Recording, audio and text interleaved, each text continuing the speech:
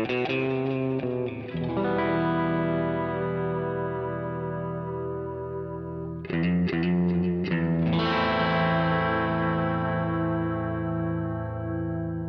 listening to Mark of the Maker.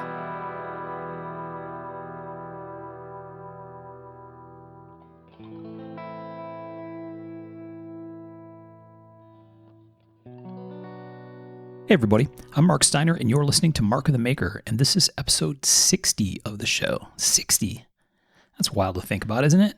This one is a topical show, and we'll get into what the topic itself is here in just a second. We have our usual crew of folks here. So we have Mr. Michael Birch with me. Nice and cozy. Yeah, nice and cozy. Good. We have Mr. Sean Kendrick. Warm up your Google, bitches. We're going for a ride. That's what I'm talking about. All right. He's not wrong. I'll say that. You'll have to be more specific. About what? This time, he's not wrong. Let's just leave it that way. Oh, God, yeah. And we have Mr. Tom Crine. Hey, guys. This should be fun. Tom put his radio voice on. I love that. I'm dumb. That was Nick Rossi doing that for me. Nick Roth. Nick Rossi. Real different people. Two real different, but equally sexy. Mm-hmm. They're both sexy, so yeah. Yeah. Okay, so this one's episode 60. It's a topical show, and this is kind of a, what should we call it? Similar to an episode we did once upon a time. I don't even remember what episode it was or how long ago. Do you remember, Sean, when you looked up the previous picks, how long ago it was? Dude, I'm thinking it was like episode 7. Really? Ooh. Yeah, like it was an oldie. Okay. I had to go looking for it. So I think it was called 5 Knives You Should Know About. This one is called 3 More Knives You Should Know About. We've gotten so much more creative with the titles. Yeah, and 53 shows. We've come a long way as far as professionalism and preparation. Mm-hmm. Yeah. It's truth in advertising. What are we going to talk about? 3 fucking knives. We're being upfront with it. We'll just make that the title of the show. 3 fucking knives. I'm cool with that. Yeah. It's a sassy episode. It's sassy. Yeah, so this is just be another kind of fun one. We're going to share with you some picks of knives we think you should know about that we haven't talked about before, or maybe we've only referred to before. So like Sean said, it's kind of a Googler. Some of these you're going to have to look up because you might not be familiar. Some of you who are true OGs and have been around, you'll recognize some names that maybe you haven't heard in a little while. But some cool stuff across the board here in a very diverse set of selections, I believe. You guys got anything you want to say about this before we dive in and get started?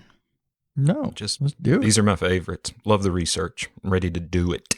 Yeah. These are a lot of fun. Birch dug out some old knife books and was digging through there trying to come up with stuff. I just, I get on tangents and I get lost and I end up sending a bunch of pictures and being like, ooh, check this out. Yeah. Yeah, as far as productivity, these are not good episodes for me. No. It's like Sunday, I come in, I'm like, I'm going to figure this out. And like 8 hours later, I'm like, hey. Yeah. Well, they're like rabbit hole kind of things, right? Mm-hmm. For sure. Well, yeah, but you treat it, or I do, like almost like a knife. Like it has to be the perfect one. Like we can't do this again sometime. Yeah, right. So you set them to the side and be like, that's not quite good enough. Yeah. Well, if we attempt to do 3 more knives you should know about, people have every right to complain. But like we've talked about before on picks episodes, we always tend to try to run from the obvious if we can, right? And so sometimes we come up with some obscure stuff, but there's a good mix in here. We're not going to do 3 again. It'll probably be something like 4. That's because we're a bunch To of mix it up. filthy rule breakers, Tom. Yeah. No, I'm just saying, like last time we did 5 knives you should know. This time it's 3. We won't. Anyways. Yeah, we can't No, stick. I get where you're coming from, man. When they think they got the answers, we change the fucking questions. Yeah, That's what I'm all about. Yeah. Yes, exactly. So I'm going to go first, and I'm going to completely cheat.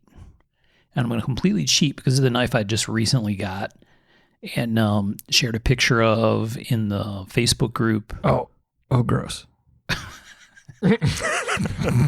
Birch is beginning to heave before I even say it out loud.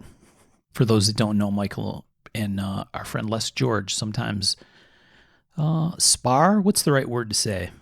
I don't know why we do that. I mean, I like spar because it makes it sound like a sword fight, Mm-hmm.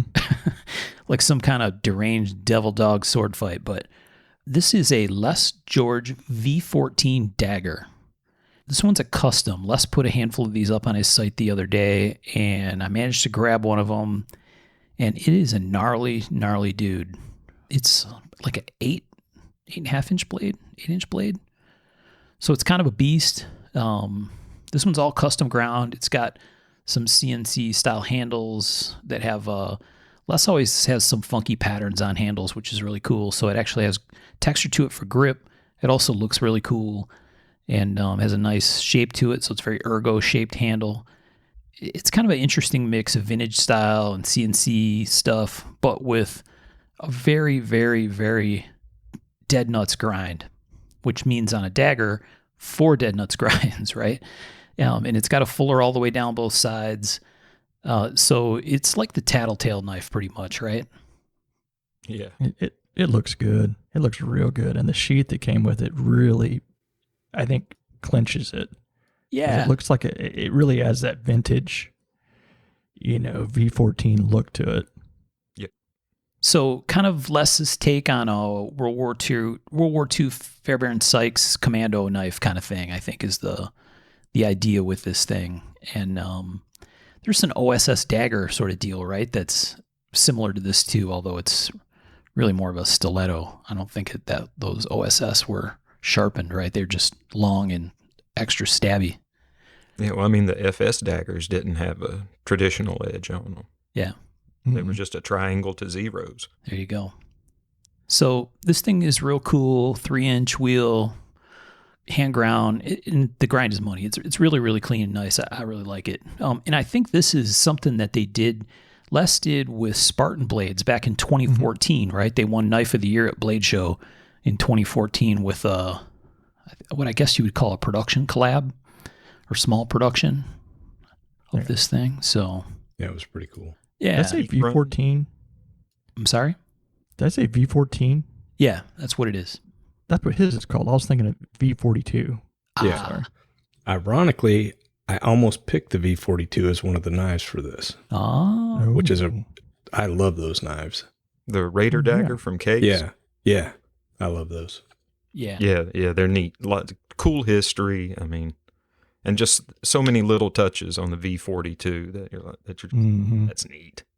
Well, and they're cool. All these knives are cool because they're either descendants of or a take on real, no kidding, wartime fighting knives. Mm-hmm. Good choice. It's in my growing pile of fixed blades that are too big for me to ever actually carry, but that I love anyway. Well, you could carry it. You just got to get creative. Yeah, no, that's a fair point. I mean, I'm working from home, so it's not like the site rules require that I don't carry a knife anymore. Right? You could just walk around in an H harness with a dagger on each shoulder. And nothing else. Who's going to judge you? Nobody. Maybe Amy. Maybe Amy. Maybe. I'll put drawers on before she gets home. There you go. Then you're good. I'll keep it real in the meantime. Oh, that makes me shudder to think about it. And it's me. Yeah. That's bad. All right. So Les's V14 dagger, high five Les, well done. Super badass. And For a less. Felt like I was getting too nice there for a little bit. yeah, you might want to pump the brakes. Yeah. Too bad he doesn't listen to the show. Yeah, right. You never know. He might Actually join have a us. little more respect for him because of He might join us sometime. You never know. Never know. giving my druthers. Yeah. All right. So that was my first pick. Les's V14 dagger. Ultra badass. So let's go to Tom. What's your first pick, Tom? Well, ironically, Oh, geez. yeah, first on my list was the Mark I U.S. Trench knife, the 1918 trench knife, and specifically the version that Les did with the titanium handle. Oh, geez. I just think that's a really cool knife. And yeah, I specifically went with the World War II one. I almost tried to do all my knives World War II, and I decided against that because that could be kind of a cool thing later on to do, like World War II or World War I knives. But yeah, I think the trench knife's really cool. It's got the built-in knucks. It's totally pretty much useless in real life unless you're probably in a trench. But when you pick them up, they're just so cool. It's that feeling you get, you want to actually put it to work. And the titanium one that Les George did was, I think, probably the coolest one ever. With the dovetails. Yeah, thing was sick, awesome. Man. Yeah, man, he showed me that at Chad's, and I was just like, what the fuck, man? Yeah. Props. So for people who aren't familiar with that, you want to explain what that was, Sean? Because that was a while ago. Yeah. Well, I guess it's probably 6 or 7 years ago at least, right? Right. Well, Les took the traditional 1918 trench knife pattern, and instead of casting the handle, he had a handle that fit together in 2 pieces using dovetails. And, I mean, it was immaculate. It was almost seamless. Super cool piece, right? So the 2 halves were machined, right? And then dovetailed together, but not lengthwise, if I remember right. Right? It was from the spine to the front kind of thing. They slid together that way. Yep. And then the tang went in, and I think the tang basically ended up retaining the 2 halves as well, right? I believe so, yeah. Yeah, because you couldn't. Once you got it through and then got it had the nut on the end, I believe. Yeah. Yeah. Is he sponsoring this show? He should be. We'll send him a bill when we're done. He'll say, what the hell's going on? Yeah, really cool project. He's since done them in cast handles, which are also equally cool. Well, I mean, not equally cool. The dovetails were badass. I'd never seen anything like that before. I'm not sure anybody had it, right? That was a really cool approach to doing it. Yeah, very so either. Now, somebody's doing like a knuck or something. Yeah. Boedemann. That's who it was, yeah. I think we talked about that before, hadn't we? Sean brought that up, yeah. Yeah, it's really neat knuck. Pretty cool. He calls it the Doughboy, right, Sean? Yep. Yeah, I think so. I know he's got single and double fingered. Is there a 4-finger version as well? I think so. I've only seen that too. I've actually talked to him about that. Uh-oh. Privileged info. Can't be divulged. There's plans. There's all kinds of plans. You guys, I mean, seriously, I've talked to Andrew recently, and he's rolling heavy. I'm looking forward to what 2021 brings for him. Yeah. Cool. Nice. Oh, I think we all do. We like Andrew. He's a good guy. Couldn't happen to better people. Yeah. Yep. Well, and they seem to be slaying, right? I mean, he's selling like crazy. Anytime he puts them up, they're gone in a heartbeat. I haven't been able to get a hold of one because it's like, how am I not going to get a hold of one of these? They're gone fast. Oh, he had a website crash today because of it, I believe. Yeah. Ooh. Well, good for him, man. Yes, very much so. Well deserved. I mean, he busts his ass. Yep. Very talented artist. And with this kind of stuff as well, it's all good. All right. Tom, you got anything else you want to say about the 1918 trench knife? You got any history stuff you want to throw in there around it? Not really. I just wanted to kind of bring that to bring it up. Basically, I mean, it's basically a modification of the 1917, which had the triangular blade, like you guys were talking about. Yeah. But yeah, just I don't know, pretty cool, refined trench knife that I don't know if it saw a whole lot of service. So, but anyways. Yeah, like we've talked about before. I think we actually talked about that same knife in a previous episode, and it's one of those very visceral tools of war, very personal, nasty kind of tool. Mm-hmm. Yeah, which I think it rolled around toward the ass end of World War I and really didn't see that much issue during the war. Right. Yeah. Yeah, that's correct. Yeah, I know there have been a bunch of reproductions and stuff, right, of that thing, and from a whole bunch of different companies and even offshore companies. Well, I mean, it's iconic. People are going to make money off of it. Was that featured in a movie as well? Is there like a movie angle that kind of helped make that known and it's popular? been in a few movies, but the one I remember it from, it was one of the Dirty Harry movies. Oh, really? Yeah, the one with, frig. The main bad guy had like a Laws rocket launcher, and there's this one scene where he's getting ready to fuck it up with Dirty Harry, and he reaches out from behind his back, and he's got a 1918, and pretty good shot of the knife there. And this crazy fucker's got a brass knuckle knife, and he's going to try and kill Dirty Harry. Ah, very cool. I don't remember that. Which one was that? It had the chick from, oh gosh damn it, Tyne Daly. The one that had wow. Bronson Pinchot in it. Hold on. You guys give me just a second, damn it. There's a Googler both directions. Man, I saw this movie when I was way too young to be seeing that fucking movie. Yeah, there you go. There you go. Let's see here. Yeah, I think a Dirty Harry Film Festival is a good COVID era weekend burner. Mm-hmm. It's been a long time since I watched a Dirty Harry movie. Yeah. Jinx. Aha, it's The Enforcer, I do believe. Tyne Daly, yes. All right. In The Enforcer from 1976. 1976. San Francisco Inspector Dirty Carey Hallahan. Jesus. Make sure you leave that stupid shit in there. Dirty Carey is Pete Carey's nickname. I hope he knows that. Well, I mean, not to his face, but He will soon. It says San Francisco Inspector Dirty Harry Callahan must foil a terrorist organization made up of disgruntled Vietnam veterans. But this time he's teamed with female partner Inspector Kate Moore, with whom he's not too excited to be working. Well, intrigue.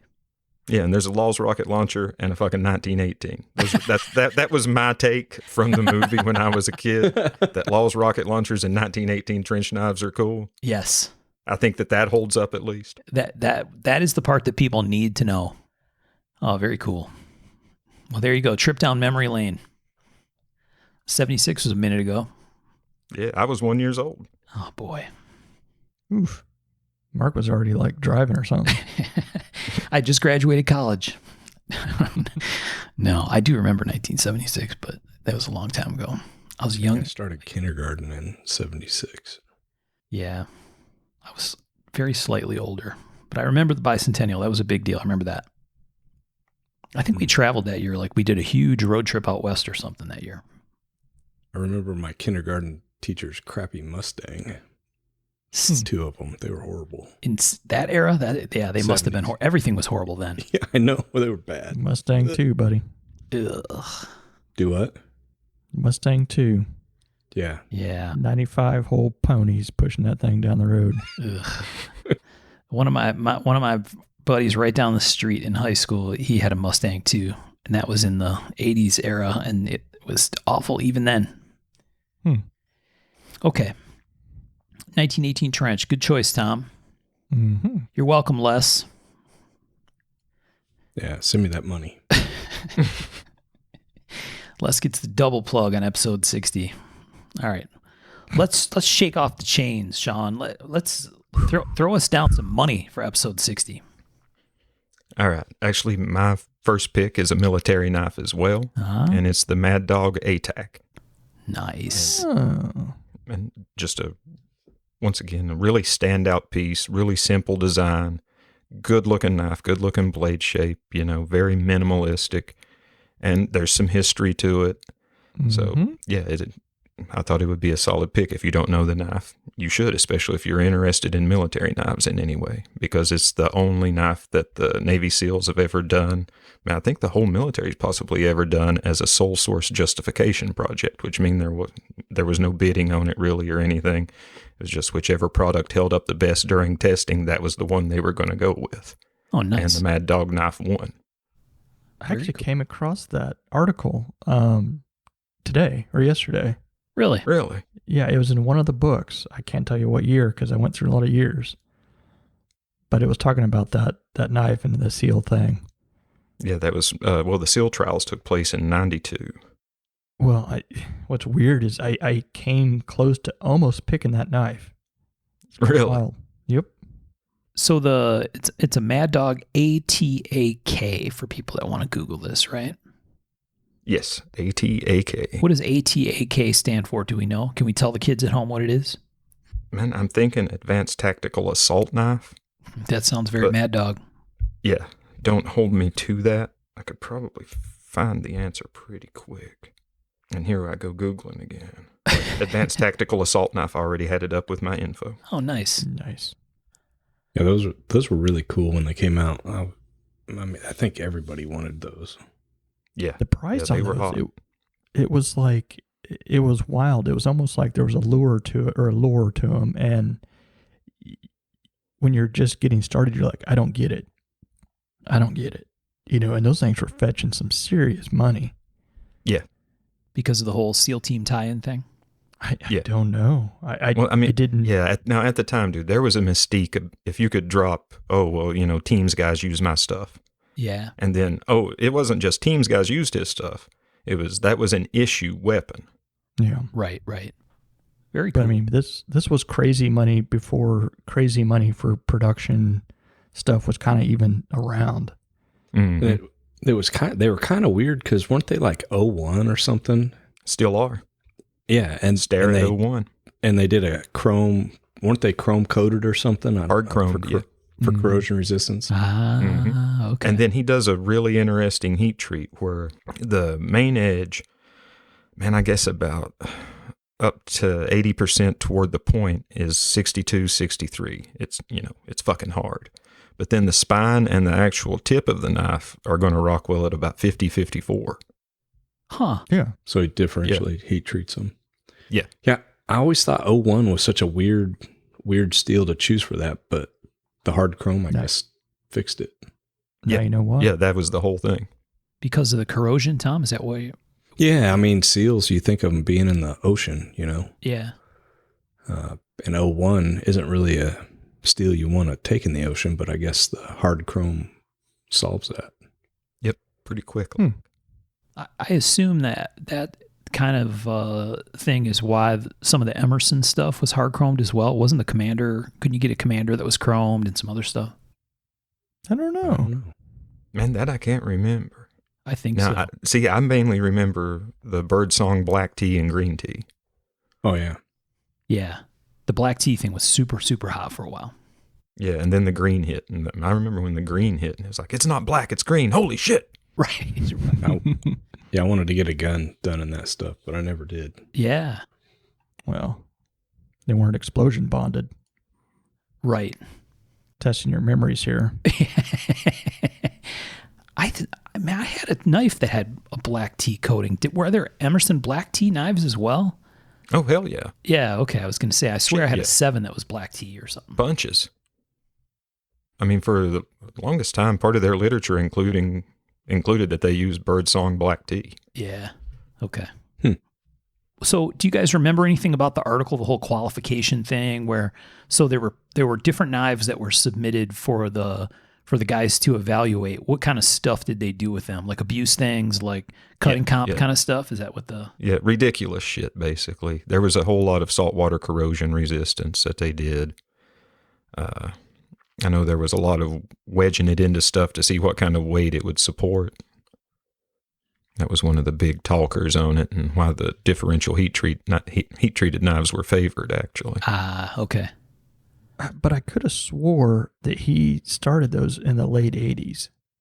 Now, that Maybe wouldn't I'm wrong surprise about me. But I'm not finding any info on that from the sources I was able to bring up. Are they still making knives? Absolutely. And they're better Yeah. than ever from what I've What- seen, man. Do they have a website? Yeah. Let's see. I actually I went there today and was looking around, and it looked like they possibly had something going on with Discovery Channel. But then the link goes to a dead link on the Discovery Channel page. But Interesting. yeah, it said our show, Mad Dog Made. So it comes up as like War Dog Knives. Is that it? Yep. And I mean, they're still, pretty much the same aesthetic. They've changed up the handles a little bit with some different G10 laminates, but all in all, it's what you expect out of a Mad Dog. Holy shit. They show C.O. Mac McClung in 81 and 82. Oh, wow. Interesting. I'll look those up and report back tomorrow. Well, in the future. Or in the past. Whenever you listen to this. It looks like they did 6 episodes of that show on Discovery. Mad Dog Made. So Kevin McClung is the guy, right? Mm-hmm. for people that aren't familiar with that Mad Dog name. Very iconic. Yeah. Yeah. Controversial a little bit too. Yeah. A little bit. A little bit. Mm-hmm. I think he would admit that. Yeah. Maybe even be a little proud of it. Mm-hmm. All right. Well, cool. That's a very cool choice, Sean. Kind of like Wayback Machine. Cool throwback stuff. I like it. Yeah. Yeah. I mean, that's an old school cool piece. Yeah, for sure. And I mean, that really isn't even the best of the stuff he did. I mean, the ATAC's cool, but if you want to see some of the really cool stuff, man, some of his bigger knives were fucking phenomenal. Like the Panther. It's like a 10-inch bladed double-edged just beast of a knife. Yeah, I'm going to have to dig around now. I'm almost sure I have a hard-chromed Commander around here somewhere. I'm going to have to go dig and see if I can find it. All right, so let's go to Michael. Michael, this is your first pick for knives people should know about. 3 more knives people should know about. So what's your first shot? Well, I might as well go a little historical like you guys did. I started in this weird train of thought. I was thinking of the Moran that Dave Ellis auctioned off that was Stallone's. And then that got me did you guys see that? I saw that. Yeah, that was yeah. really cool. And then I was like, I started thinking about Rambo knives, and I started sorting through my books, and I think that's how I came across the Mad Dog piece on the seal thing. Oh, yeah, but then I came across, then I digged even deeper and was thinking of the Model 18 and the hollow handle stuff. But then I came across the hollow handle knife from the 30s, which I didn't know existed. Okay. I always thought that the hollow handle on the Model 18 was one of the first ones, but apparently there was what's called Union / K-bar and Case came together and made what was called the Model 2000, Union K-bar Model 2000. Because this knife was made in the 1930s, but it wasn't made as a survival knife so much as a thing to hold your matches. Oh, really? And keep them dry. But it did have a little compass made in the back. That's pretty cool. And I thought that was just super interesting that in the 30s there was a quote unquote survival knife, hidden handle, hollow handle knife with the K-bar type of stamp on it. And just a really kind of a cool piece of history. I Yeah. did not know that either. No, this is a new one on me. That's interesting. Yeah, I was interested to find that. The 30s, so at that point it was like its purpose must have been as like a adventure knife thing or something, or what? I think literally it was a hunting / utility knife. Yeah. But matches were important. Keep them dry. Right. But I mean, that's the biggest thing for a survival knife now is fire starting stuff and matches. So Right. makes sense. Well, I was also reading some more about Captain Ingram with the Model 18. Mm-hmm. And, basically, it wanted the cutting back to be for, the helicopter and getting out. But basically, you need water purification, Demerol, and Dexedrine. That's what he wanted that back hollow handle for. Right. Wow. Yeah. He likes to party. Yeah, he was a medical man, so he's like, that's what you needed to get out, to survive out there. For us, it was like, we need fishing line and, all this shit. He's like, bro, you need some medicine and some clean water. Yeah. Speed pain pills and something to wash it down with. Fuck yeah. Sean's like, yeah, son, that's what I need to get through any given Tuesday. You walk through the bush and your hollow handle just kind of rattling. Exactly. Yeah. They ain't no rattlesnake, baby. Yeah, it's an Eastern Kentucky mating call if it's pills in the hand. Oh, yeah. There we go. We lost all of our Eastern Kentucky listeners. Mm-hmm. Oh, dude, Or not. What we are. They're like, hell yeah, brother. Recognize. 1930s. I had no idea. Yeah. Very interesting. And they patent it, but they patent the blade shape and not the hollow handle. Which is weird. It's like, you got something cool and different, and you're like, nah, the blade shape's where it's at, bro. That's funny. Yeah. That is interesting. So how did you figure out, or how did you find this from the 30s? I found an article in one of my knife books. Look Hollow at that. Handle History by Bernard Levine. Really? Yep. Very cool. You're gonna have to start putting a little sticky note on these books so we can go back and look at the article, because I think most of us probably You have should those. see my same- books. I know. I have a bunch in mine too. They look like porcupines over there. Mm-hmm. Which book was that? What years? This was 88. Oh, nice. Oh, cool. So the Knives 88 book. Mm-hmm. All right, History of Hollow Handle. There you go.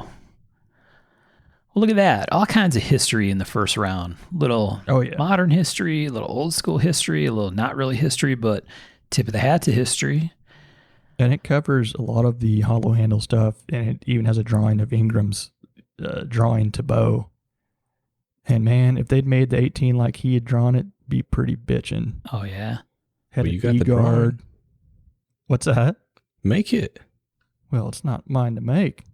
Oh, here we go. Nobody made it. Well, you know how I feel about that stuff. I think he would approve. Homeboy wouldn't be able to sleep at night, Mm-mm. even if you made it on the secret.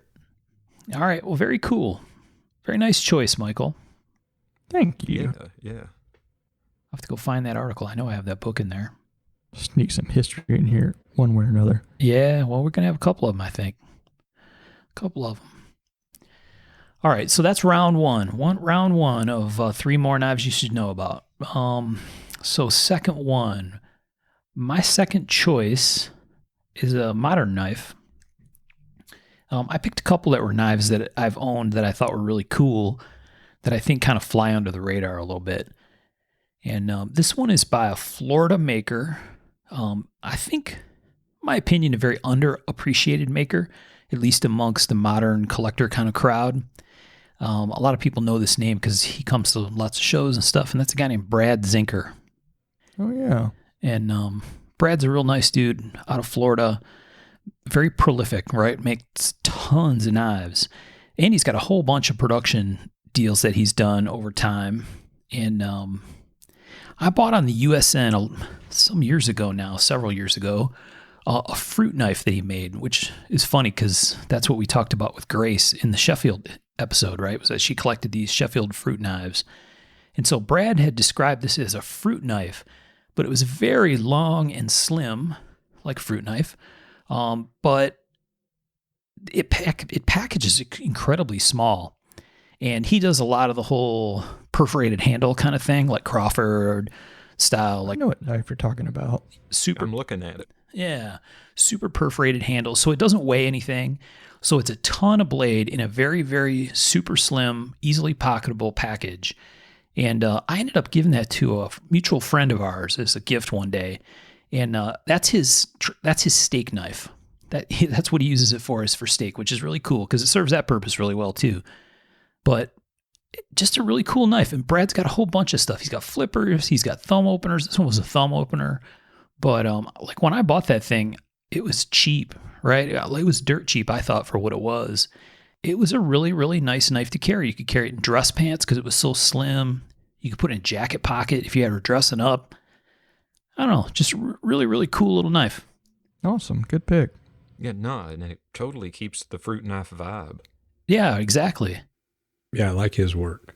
Yep. So it was really cool. When Grace brought that up, I'm like, oh yeah, I had a fruit knife, a modern one, but this one was like all super high polished blade, blasted handle, so it was like cool guy tactical sort of, but dressy with the polished blade. And yeah, what a fun knife. Super thin. Yes. Yeah, I like his work. Every time I look at it, I like it.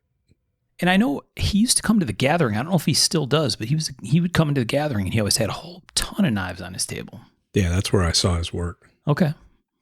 So yeah, Brad Zinker fruit knife. But yeah, he's got cool stuff. Like I said, there's tons of production stuff out there too, from him. From deals with, I don't even remember who, bunch of companies, I think. Boker for sure. Yeah, I think Boker. Yeah. Go look up Brad. He's got cool stuff. Nice guy. Nice. All right. Yeah, I hadn't heard Brad's name in a while. Mm-mm. Yeah. What about you, Tom? So for my second pick, we've recently kind of took a deep dive into the South Asian knives, and as usual, I end up buying a bunch of books, and I kind of fell in love with what they call a pistol grip or a bird head. Ah. And they're really cool daggers. They're usually kind of Persian shaped a little bit, like with that, what we think of classic Persian, and they're double edged. And the one it kind of blew me away. And we mentioned it just in passing, but I really want to kind of focus people on this style and on this knife, this specific knife, is one, and it's actually in the museum, I don't know how to pronounce it. It's Musée Guimet. I'm not French. In their Asian art museum. Okay. And I'll send you guys pictures. This is pretty cool. It's basically, for some crazy reason, there's a lot of like stone handles and rock crystal handles that were made this way. And oftentimes they have Wootz blades, and they're just amazing pieces of art. And this one has a hexagon pattern carved into it. So it starts with like a floral pattern and then goes into this hexagon pattern. And it's very almost modern in the, the kind of patterns we're putting in the plastic. Yeah. Spyderco or Gerber or any of these companies, when we're doing the plastic handles or the fiber reinforced plastic. And when you see this and it's done in crystal, it's just, at least for me, it just kind of blew my mind. I cannot imagine the amount of time it would have taken to do this, or how they did it with the tools available at the time. Right. We'll for sure have to post pictures of this, because it's relatively difficult to find. The only place I've ever seen it was on Rachel Perique's Instagram, which, if you're not following her Instagram, you should be. Yep. And I guess a lot of times I just never have really focused on that area of the world and their weapons. Everybody's drawn to Japan or Europe, and India has such a rich cultural history of these weapons. And like I said, I've bought multiple books, and it's just amazing. They have such a high level of art in some of this stuff. Yeah. And technology in the Wootz blades, and just, it's mind blowing if you jump down that rabbit hole. Is that a Mughal style? I don't know, honestly. I think that would probably have to be a Rachel question. Yeah, that's what I was just going to say.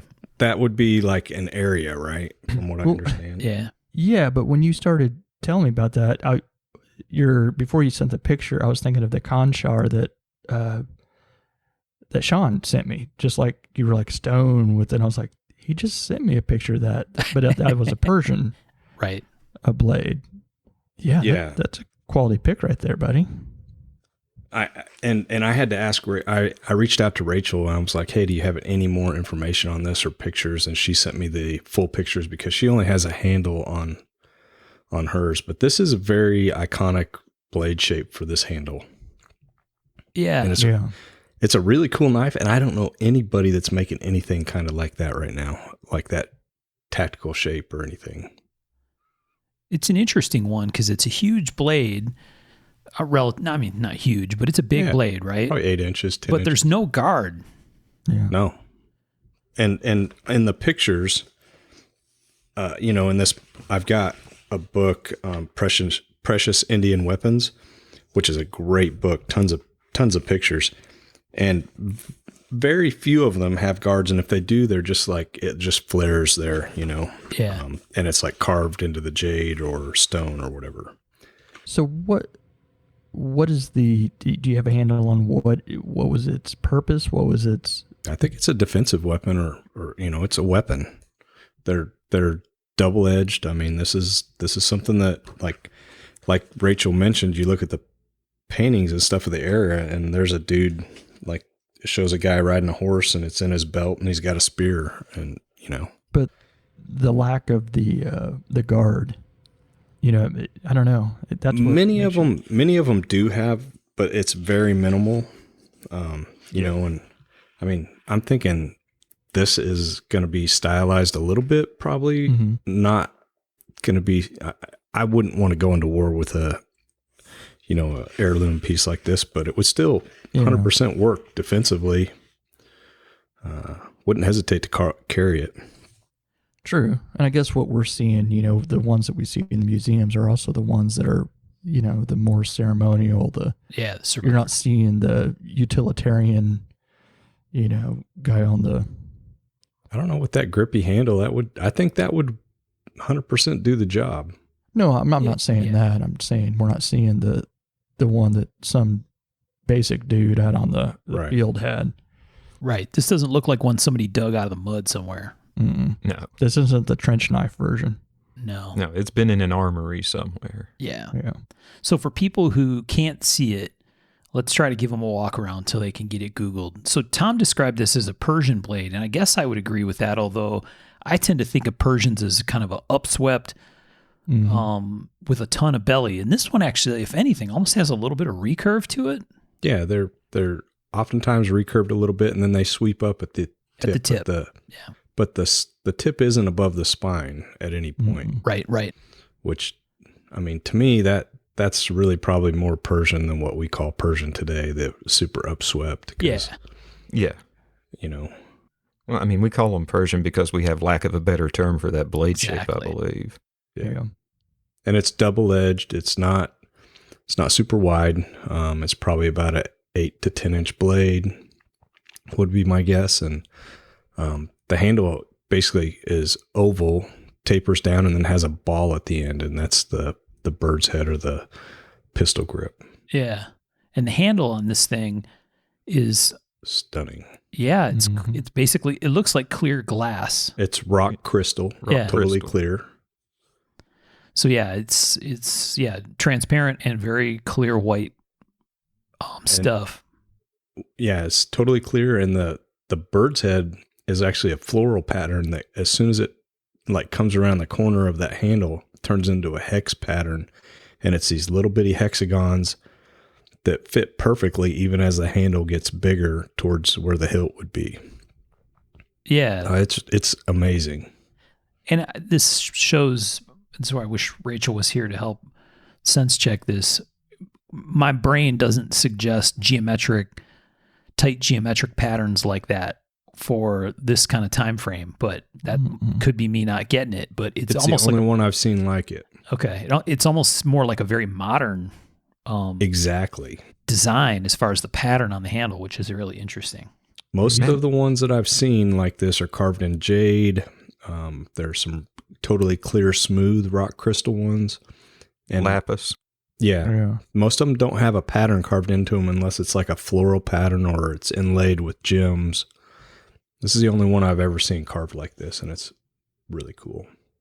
Man, I'm trying to figure out what the technique is on the transition from the handle to the blade area. That leaf and flower pattern kind of thing. I think that's enamel.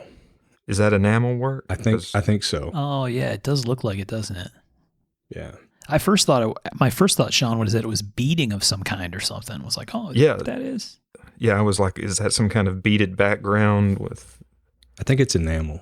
Yeah, I could see that. And the blade is really dark. It's hard to tell, but I would almost guess that that's a Wootz blade. Are you saying like enamel, like is in décolleté or décolleté? Is, I don't know how that's. You know what I'm talking about? Like powdered glass that's been fired. Yeah, powdered glass with a pattern in it. Yeah. Is that the term for it? I don't think that's right. Me and memory. Huh? The D word you're thinking of, or enamel? Yeah. Wow. I think you see this in a bunch of... cloisonné? Oh, maybe. Cloisonné enamel work is...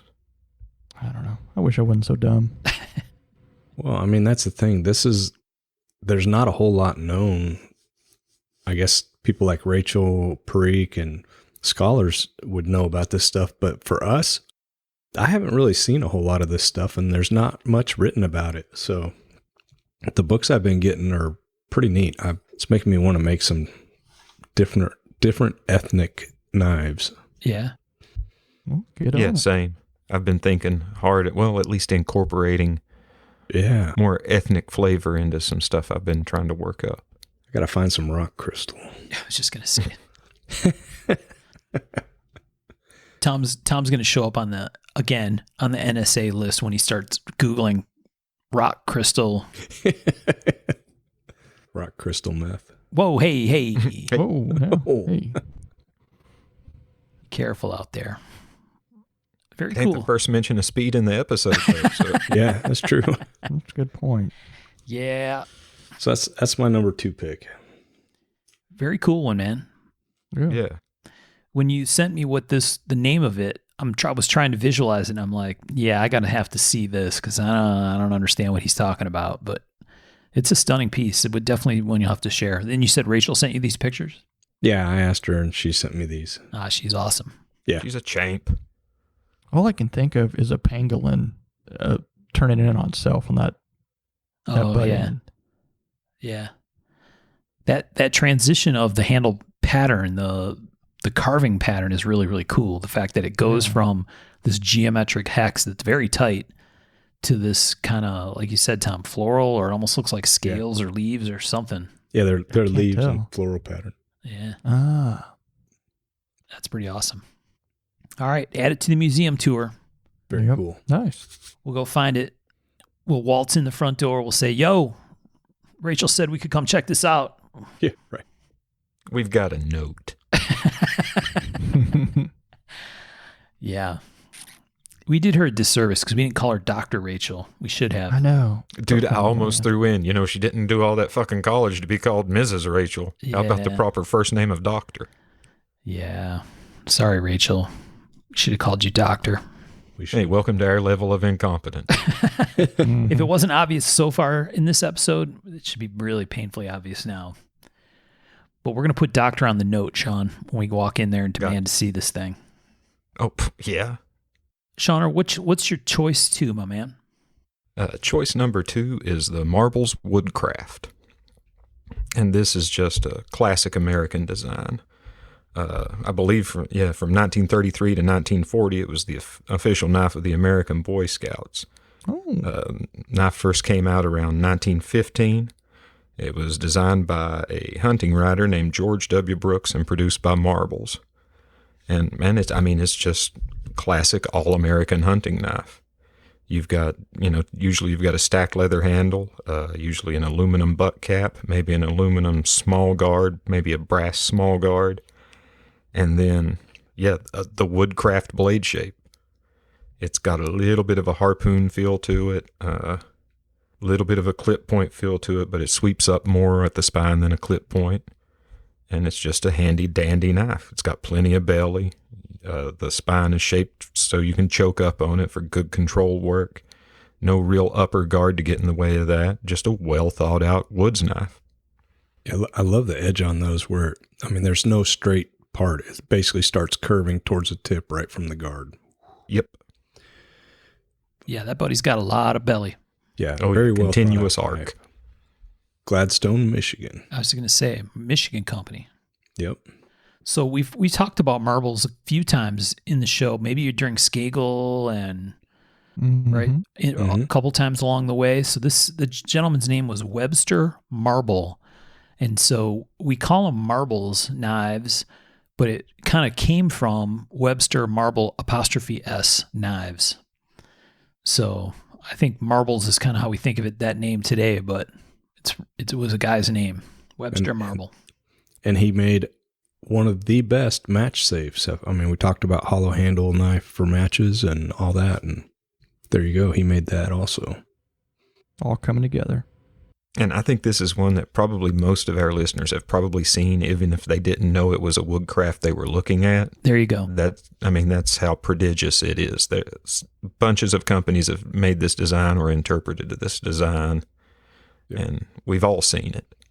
Mm-hmm. Yeah, if you iconically think of a knife from the 30s to the 50s, it's probably one of these. Or at least a take on it, definitely. Yeah.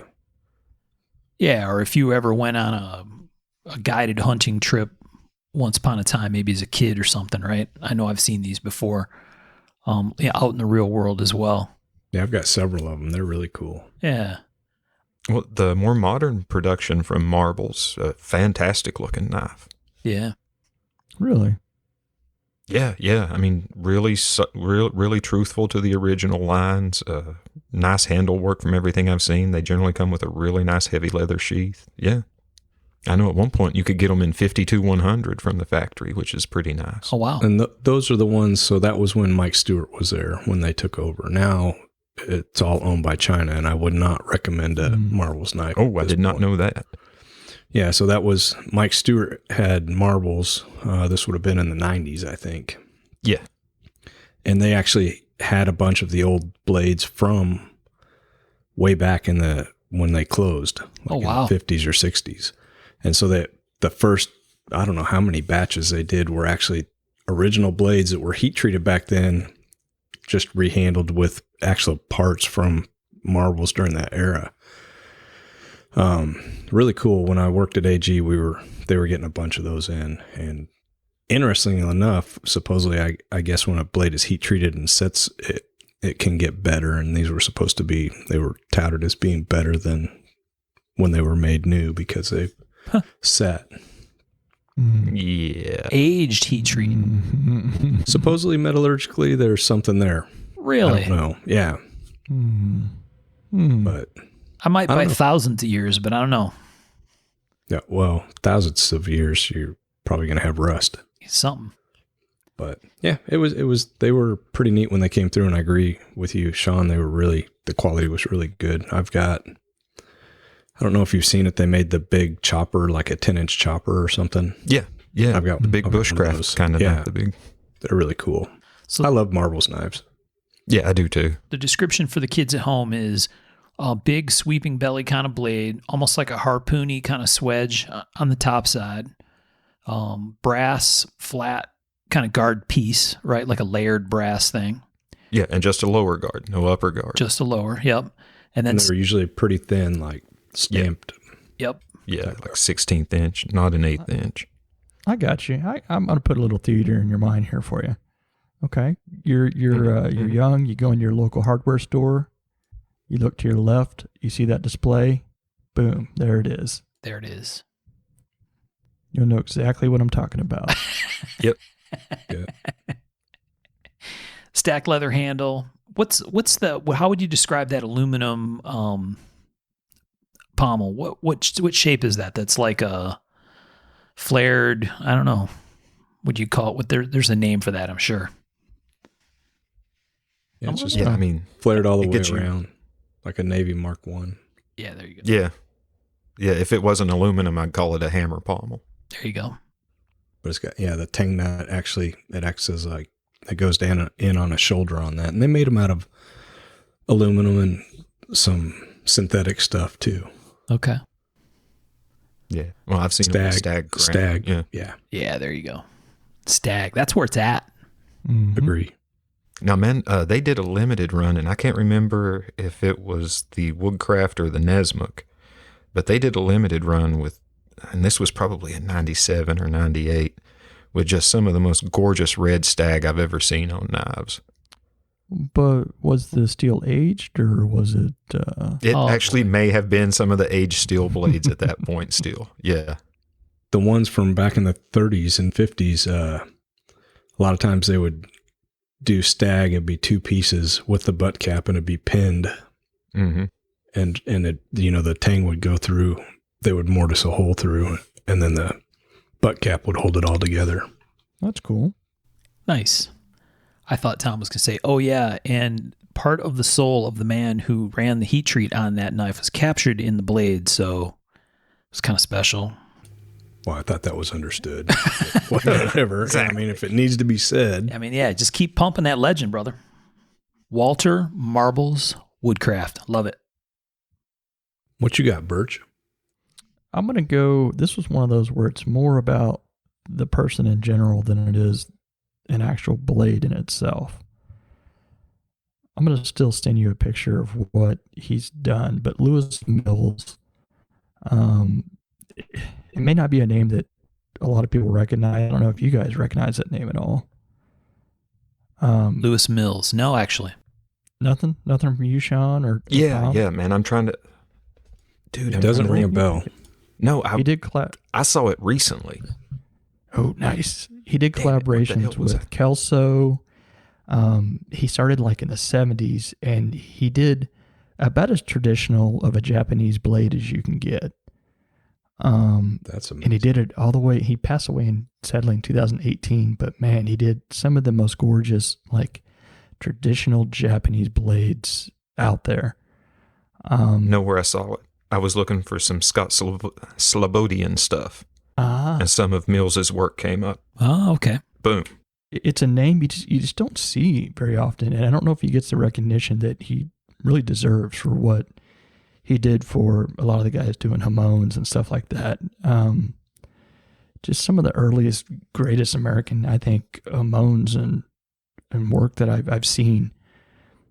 And I think just do yourself a service and just kind of Google Lewis Mills blades, and you'll see some of his tantos and long blades, and just he did a large variation of different shapes and sizes and whatnot. Usually very traditional, sometimes a little more artistic, but just great blades and just a name and some steel that you guys ought to know about.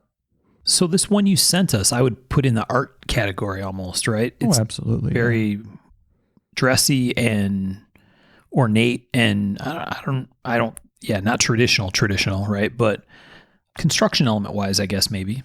Yeah, no, I mean, construction wise, very traditional, very, as far as how he did his steel and his Hamones was very traditional and just kind of a throwback. So was he crossed Heart Forge? Is that? I don't know. I don't know if he was cross Heart or if that was someone he worked with.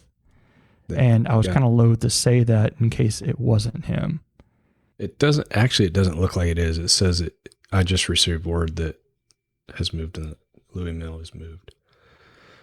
But there's a pretty cool write up there on him. Yeah, I found it under Forge. togiarts.com. Yes. TOGIARTS. Mm-hmm.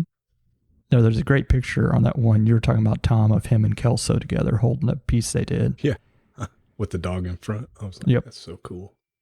Yeah, this is history that, I've heard of Kelso and I've heard of some of these other people, but it's like there's so much out there that came before. And I guess that's one of the reasons I love doing what we're doing right now, is because you pull different stuff than I do and Sean, and it just gives us a little better look at the past.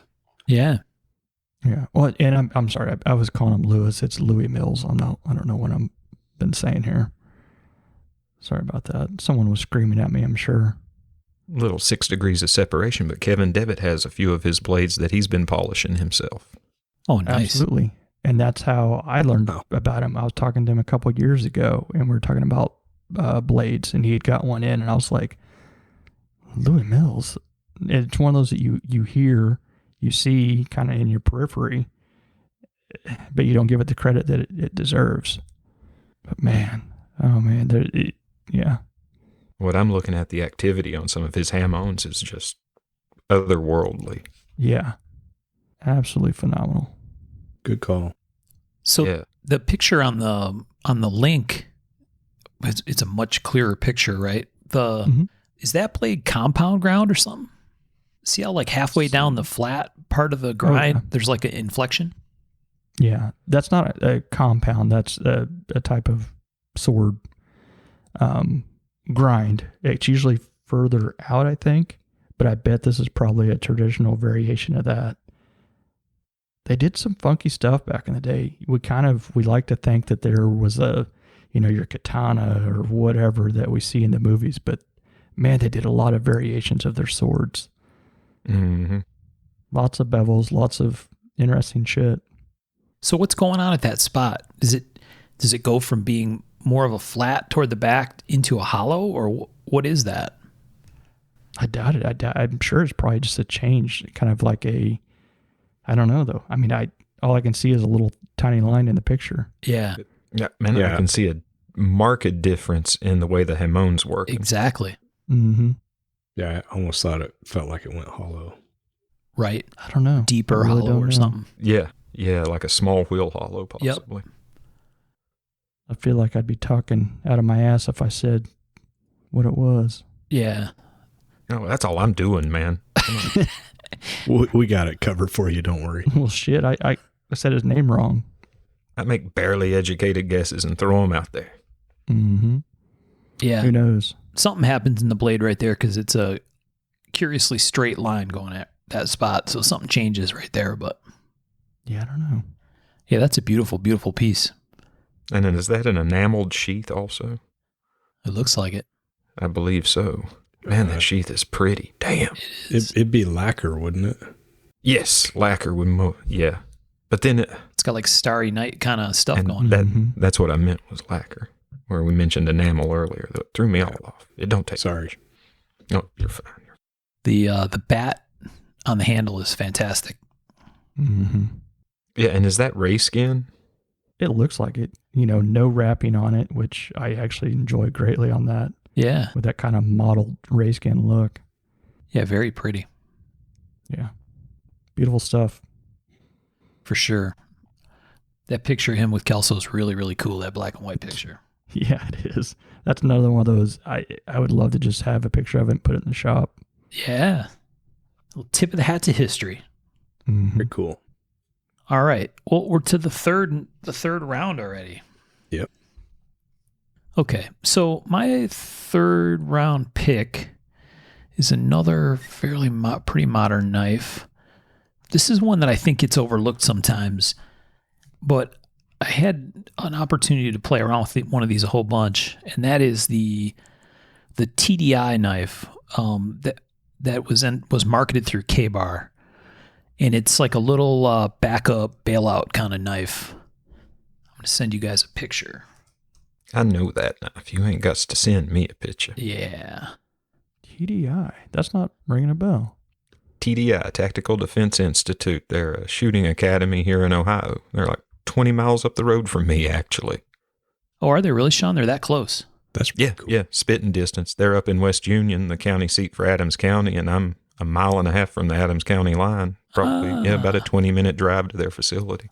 Okay. Trying to remember if they're the ones that stole Rachel in the episode where you had to go get her.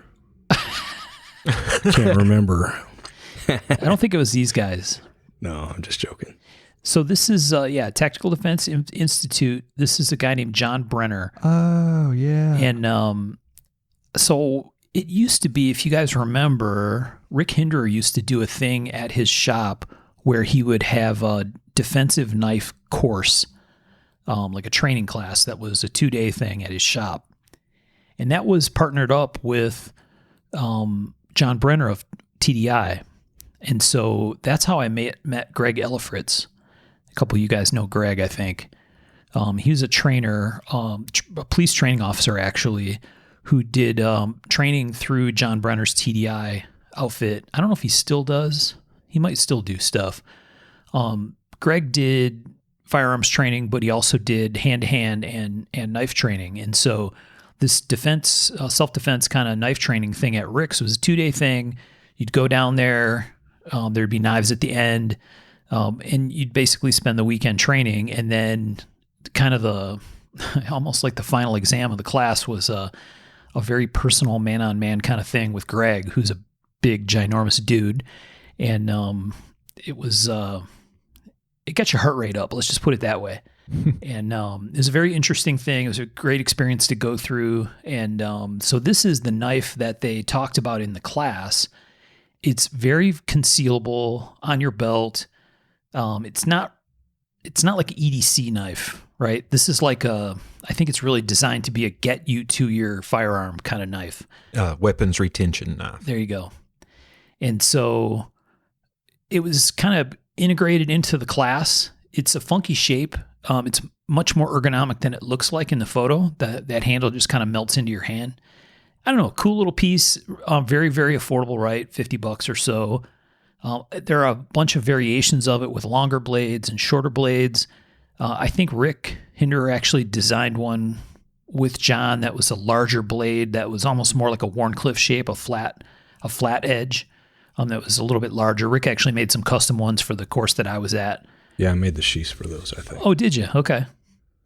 So they're very cool. And yeah, kind of a bailout blade kind of thing. Yeah, it seems like the idea was that this would be carried behind your extra mags on your offside, right? And if somebody went for your weapon, you use that to protect your weapon, right? Yep, that was my understanding. Really cool. Yep. Or if you couldn't get to your gun because of your position, you could still get to this. Yeah, opposite side carry from your gun. Very cool. So yeah, really neat. So for people that haven't seen this, it's a little bit similar to like Fred Perrin's Le Griff, the Lacey Szabo UUK, or even like a hideaway knife is kind of in this same kind of vein, right? Yeah, like that. Well, I think of that handle as a drop pistol grip handle. There you go, drop pistol grip. Yeah, and I think the way that they had us carry it in the class, this actually came out of the sheath reverse. Yeah, it comes out the bottom of the hand, right? Comes out of the bottom of the hand, yeah. So it ends up blade out, kind of hooked forward. So the handle would come up and lean forward against you, at least the way that I carried it in the class. And they have trainers and all kinds of stuff. So, we don't do a ton of stuff about defense training or defense knives on the show, but I thought this was a really cool one. And it's a really interesting design, super prolific. There's a million of them out there. Oh, yeah. I like it. Yeah. Good call. Okay. K-Bar TDI. All right. So, Tom, what's your pick number 3? So, for number 3, I went with an art knife. Emmanuel Esposito made a knife called the Matahari Dagger for AKI in 2017. It was the main knife that he brought. And it's really, really cool. I don't know how I can send you the video. I sent a picture to Mark. I'll send that to the chat group. And what's super cool about this, at least in my opinion, one, the level of work that he does is really cool. And I think it's really neat because Emmanuel has a CNC and he uses it in his art knives. So if you check out his Instagram, which is, what is it? Sorry, hold on. It's like Emmanuel Maker, one word. That's it. Emmanuel Maker. If you check out his feed, it's pretty awesome. Like he'll take mother of pearl and he'll cut these little bitty like pieces out, and then he'll sit there and match them color and build these basically panels, and then he'll CNC those. So it's really cool. But the knife, I just sent a picture of the knife to you guys. So what's really cool about this knife, it's got a lot going on. It's absolutely stunning, and it doesn't look like there's any moving parts other than the blade and like the lock and stuff. But what's cool is the blade to handle ratio is way off on this. The handle is much smaller than the blade, but when you close it, it's geared, and what looks like an inlay down the middle and the very tip of the knife, as you close it, it pushes that out like about half an inch or so. Yeah. And then it all fits in perfectly. He's got a video. It's amazing. That's so fucking cool. If you look at it, so cool. It's October 29, 2017 is when he posted the video and the knife. I'd highly recommend checking him out, following him. His work is amazing. Mm-hmm. And take a look at the video of him showing how that works. His stuff is so cool. I mean, he makes these cigar cutters and money clips that are just so cool. I really like his work. And he's a super good dude. He's been to New York several times. When we were there, we've shared some meals. Super humble, but his work is mind blowing. Yeah. Did you see that new one he just did? The cigar cutter? No, the new knife he just finished up. Yeah. Oof. His work is pretty stunning, pretty amazing. And like he builds the custom cases that they go in. The cigar cutters that he does are really cool. I don't have a use for one, but they're so cool. I'd say the money clips, I don't have a use for a money clip either, but Well, he did a collaboration or whatever, a piece with Uworks where the watch, where he did a knife to go with this special Uworks watch, which was really cool too. Oh, I didn't know that. Yeah, he sent some cool stuff. Yeah. his workbench is really cool too. If you get a chance to look at some of his shop, it's Too just, clean, man. well, I mean, yeah, Frustrating. it ain't my shop, that's for sure. Yeah. For anybody who isn't familiar with Emmanuel Esposito, absolutely outstanding maker, right? Like off the chain, mind blowing. I don't know, class of his own kind of thing. Yeah, I don't think it's unfair to say top tier art maker. Top. Okay. Yep. Top, Yeah. yeah. 100%. Apex predator. Yep. Outstanding choice, Tom. That Check him out. that geared telescoping handle thing is wild. Did you see the video? I mean, it just moves so smooth. Like he pushes it down and you don't think anything's happened. And then it's like, Didn't Steve Delac bring us a knife, one of Emmanuel Esposito's knives to look at Mhm. the New York show or something? Yeah. Yeah. Yeah, it's he came down to Springfield to see Steve and hang out for a little bit, and just regular dude wearing, cargo shorts and whatever. I was just like, yeah, he's super good, dude. yeah. Yeah. Outstanding stuff. We'll have to share the video and the picture and stuff once we get this posted. Nice pick, man. Yeah, very Yeah, solid pick. I mean, his work's what the art knife world is all about, in my opinion. Yeah. Yeah. It was kind of fun. I wanted to pick something different. I went like art history, ancient history, and then modern art. Fancy. Fancy man. Yeah. So that's this it. so does the I assume that little round cylinder is a lock or something? Locks open, locks closed kind of thing? Correct. Yeah. It's a button lock. Yep. Yeah, button lock, but somehow in the gear, right? Because it don't Yeah. go in the blade, or at least the part that you could see of the blade, which I guess doesn't stay in one place. So, yeah, trippy. Yeah, I'd really like to get a closer look at the Yeah, You want pivoting to take it area apart, right? there. Yeah. yo, Emmanuel, you got a little screwdriver around here? What's amazing about him is every single screw is timed. If you look at Yes. any of Yep. his knives, Oh, that's the yeah. first thing I ever noticed about his knives was like, this dude has every single slotted screw the exact same position. Yep. Well, yeah, that in like okay, so Well, I'm guessing he's making those screws too.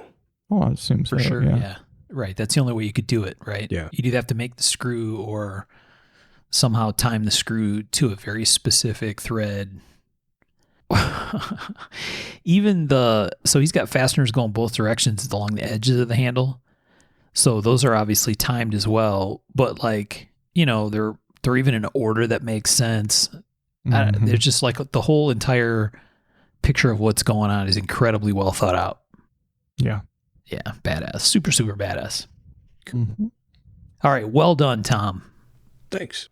What do you got, Sean? Man, I'm actually a little bit in the same vein you are. Let me send you guys an initial pick to get us rolling, and then I have a website link to another pick. My third pick is the knives of Charles Benica, or Benica. Nice. And, man, just a fantastic European maker. Oh, yeah. Yeah. I just sent the guys a picture of a integral subhilt with jade in the handle that is exemplary. That's fucking rad. Mhm. Yeah, dude, I thought about that when I saw you. I was like, Mark will That dig is this. That is an interesting take on the crazy. subhilt. It is. Outside the box. Mhm. It's almost Which- very Edmund. Yeah, with the integral execution. Yeah, but with like sharper points. Yes. Edmund Davidson, is that who you're talking about? Mm-hmm. Yeah. That thing screams shark to me. Just those Yeah. shapes and fins and everything's pointy. Yeah. That harpoon tip. Yeah. Dude, the point looks awesome. Just Yeah, reinforced all to hell. That's just a good looking knife, man. Yeah, everything about that. So for people at home, this thing is fully polished integral, sub-hilt, exaggerated, what's the thing called, the sub-hilt part, right? The little fin that sticks out between, finger guard. There you go. And then even the butt end of the handle it carries that same kind of arch shape out to a point. Yeah, a lot of complementary curves. Yes. Mm-hmm. Yeah, complementary curves galore. And you said that's jade. That's beautiful. Man, as far as I can make out, I wasn't able, for this particular knife, I wasn't able to find really too much info, but given the overall look here, that's the only thing I can figure it would be. I mean, I don't think it's something like green masonite or anything like that. No. Wow. That thing's pretty. Yeah, Look at the gorgeous. tip of that thing and that Yeah. bottom. I didn't even see that till just now. Oh, dude, that tip's going to tell on you every time, too. Fucking look at it. Yeah, Yeah. exactly. Is the ass scooped out a little bit? Is that? I can't tell if that's reflection or. It almost Yeah, looks I like can't either. It looks like it's dished a little bit, but I don't. Feels like it's like fullered almost. right, Yeah. like concave up in there. Damn. And then just the way the spine, looking at the spine, the way the spine is broke over, you can tell that would feel like, as smooth as a bar of soap that's been used. Right. Mm-hmm. Wow. Hell of a pick, man. Yeah. And then in the folder I sent the guys a picture of, it's got let's see, it's all in metric. It's 110 millimeters closed. Has an RWL 34 blade rolling on bearings. The handle's 416 stainless and old Bakelite with 18 karat gold and natural red coral inlays. And it is just a gorgeous knife. The inlay work, the just geometry of it, the artistic execution of it is phenomenal. Man, I would dig some of that old black Bakelite. Yeah, it's really cool. Yeah, that's a really bitchin' I knife. have no idea how big it is, but 110 millimeters doesn't make any sense. It's a little over 4 inches, 4 3/8 or something like that. oh, perfect. Yeah, I'm not very good at the metric thing. About 25 plus a smidge is an inch. A smidge, eh? Yeah. Well, 0.4 if you want to get right down to it, but Yeah, its overall or closed length is 4.3307. there you go. Very cool. Yeah, and a nice size for a pocket knife, really. And I mean, all of his work is just like that. It's all really tasteful. It's all really well done, really well thought out. And he doesn't shy away from being artistic with the way he executes. Right. Where's he from? Man, on his website, he has a British and I believe, French flag. Yep. Oh, it's a And French then- design website. But then on the knife, the folder we're looking at under the notes, it says the name of this knife is a tribute to my native Sicily, where for millennia passes and works coral. Okay. So, maybe in France, transplanted from Sicily. Yeah. And definitely a maker who deserves mention. Oh, yeah. Outstanding. Good call, Sean. Thank you. Yeah. That sub hilt that you showed us first reminds me of some of that, like those skate knives and stuff that we talked about in a previous episode. Definitely. Yeah. And for everybody playing along at home, if you go on the website, the folder we're talking about is under folding knives, and it's the Syracuse. Syracuse. There you go. All right. Very cool. And I would kill for some of that black Bakelite. I would like to give that a go. Yeah. Yeah. I'm not sure if I'm looking at the right one. It has an inlay in it, right? In the black. Yeah. Yeah. It's almost like I don't even know what to describe that inlay as. Like a stylized ray or something, or a stingray, or I don't even know what that is.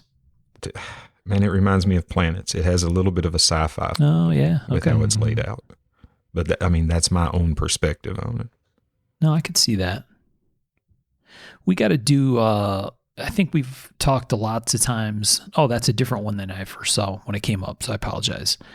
I saw a different one on the site when I was poking around. Yeah, you're right. It does look like planets or like a comet, stop Yeah. motion of a comet or something. We got to do a better job of getting these posted for people in the Facebook group, because sometimes we'll talk about these and say we're going to post them, then we forget. So I know I'm guilty of that for sure. So Well, that won't be the case this time. there you go. We'll get them out there.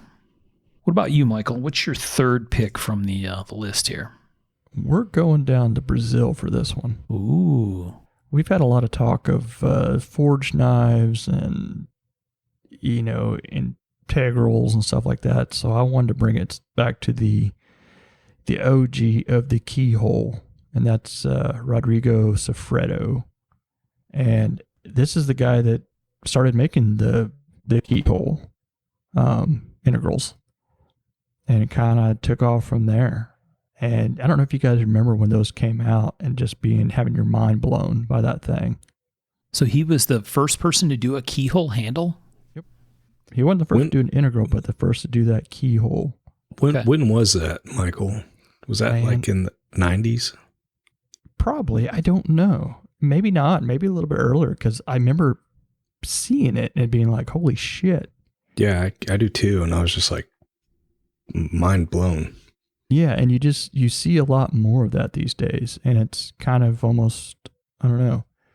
I'm still blown away every time I see it, but yeah, it's just, I think we kind of got to give him recognition, and people do, but this is the man, and man, does he do it well. Mm-hmm. Yeah, the first one that came up in the search I brought up is, just a spectacular piece. I mean, it's got some gold leaf on it, Damascus, ironwood, keyhole into the Damascus and everything. Just a stunner. Damn. Yeah. And for those, for you all listening, it's like a, if you don't know what we're talking about, it's sort of your Bowie sort of knife with the Damascus almost looks like it's clipping around the wood handle, but it's all forged, and it's a ton of work, a ton of precision work done by someone, forging and filing, and it's just amazing how clean those can be and look. And it looks like he's is he sole authorship guy? It looks like he's doing all of his own inlay and stuff as well. Yeah, it's all him, man. It just, every piece is almost like and he's done like some more basic ones, but even his basic looking knives look amazing. Yeah, right. But when he wants to go all out, it's all out. Yeah, I remember, I think it was like in the early 90s when they came to Blade like for the first time, and it seems like Jerry Fisk was bringing him around and introducing him. And it was just like, Jerry Fisk is impressed by this guy's work and like introducing him, take a look at it. And it was crazy cheap at the time. And I kicked myself because I think you could have got like a nice Bowie for $500 or something. Shit. Not anymore. No. They're worth his every work penny. was so clean. Yeah, absolutely. Love his stuff. And, it's just, you see a lot of keyholes kicking around these days, and that's where it came from. So for people that want to find him on Instagram, his Instagram is r.safredo, SFREDDO knives. And he only has, he doesn't have a bunch of posts on there, but they're still worth your look. Oh, yeah. Yeah, and to the earlier comments, if you look through his photos, pay attention to who's making comments about him. The people that are like, oh, shit, look at that. When you see the names that are throwing stuff around about how fantastic these knives are, it's the guy's no joke, right? Very. That Michael Birch dude. Top tier. Yeah. Yeah. And I think I mentioned Mastersmith, but yeah. Yeah, and I mean, okay, Mastersmith since 2009. Mastersmith since 2009, but, that's not that long ago for the kind of work that he's doing. Mm-mm. Yeah. Yeah. Good call. Yeah, really outstanding. Well, cool, man. Did we get through 3 each? We did. Yeah. Now for the extra 5. little bonus? Bonus. Yeah, we probably should. Okay, bonus picks. We all did them. We all did. So I had two. One is, I think we've talked about before in the context of Michael actually getting some for him and the kids to play around with, but I think they deserve a mention, and certainly the man deserves a mention. He's helped us out a bunch, and that's Bobby Branton and and Bobby's throwing knives. Bobby, sounds like, got into the throwing knives thing and was interested in understanding what made a great throwing knife, and came across Harry McAvoy, who's another Michigan guy over near Grand Rapids, or in Grand Rapids, which is over by where Jeremy Marsh lives. And so Harry and Bobby became friends, and Bobby eventually ended up with the Trubal East franchise for throwing knives. And today, I think it's Harry's son that he's been partnered with, and has kept that brand alive and produces throwing knives in a whole bunch of different designs, with handles, without handles. And Bobby's kind of revived the American Knife Throwers Alliance. And so Bobby's been a great help to the show. He joined in really early with us and sent us reference material, and has always been active in the group. And so we appreciate you, Bobby. And Bobby's throwing knives are, in my opinion, very affordable for being pretty cool stuff. And Michael, I don't know if you want to talk about your experiences with them, or. Oh, they're great. They're just like, he found out that I'd picked up the Kronk throwing knives, and that I'd started doing some throwing, hatch, stuff like that. And he was like, your kids absolutely need these, and sent some very cool, throwing knives. And they're just, I don't know, I'm so appreciative of it. It's something he did not have to do. And, it was definitely something very nice for him to do. And it just, he's been very stalwart in like holding on to throwing knives as a sport and as a type of knife. And I think we should check him out, support him as a knife community. 100%. We actually just bought a set of 3 of the bigger ones, maybe, I don't know, 3 or 4 months ago.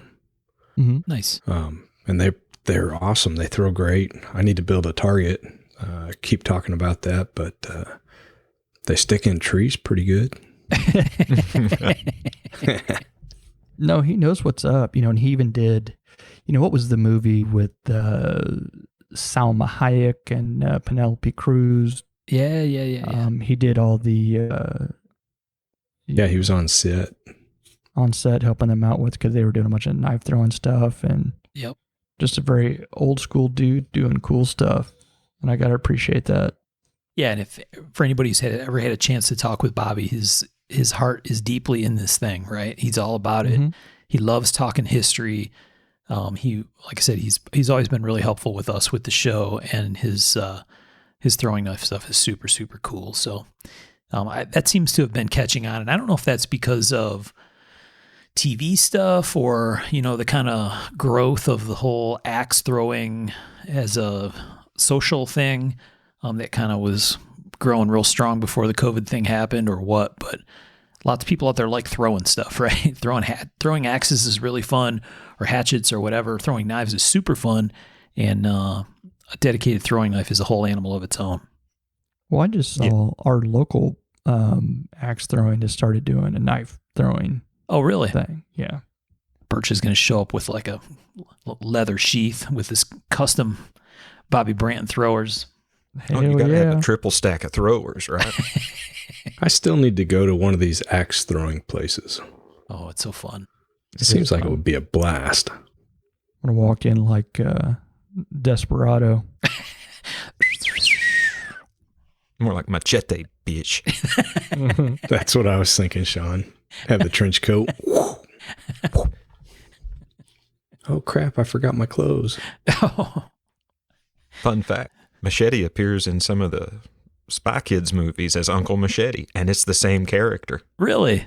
Yeah. Oh, yeah. Oh, wow. Yeah, I guess Robert Rodriguez was doing Machete. He did a Machete promo as a joke. And then they're like, well, why not? The Grindhouse stuff did pretty good, because they did it in the Planet Terror or whatever. I think it was. in the the intermission where it showed trailers. And they're like, well, the Grindhouse stuff worked good. Let's make one. Yeah. Oh, that's awesome. And the movie Bobby consulted on was Banditas Thank you. There you go. from 2006. Nice. So there you go. Go get you some Bobby Brandt throwing knives.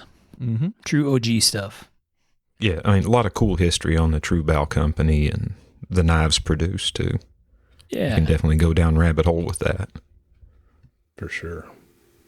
Good call, Mark.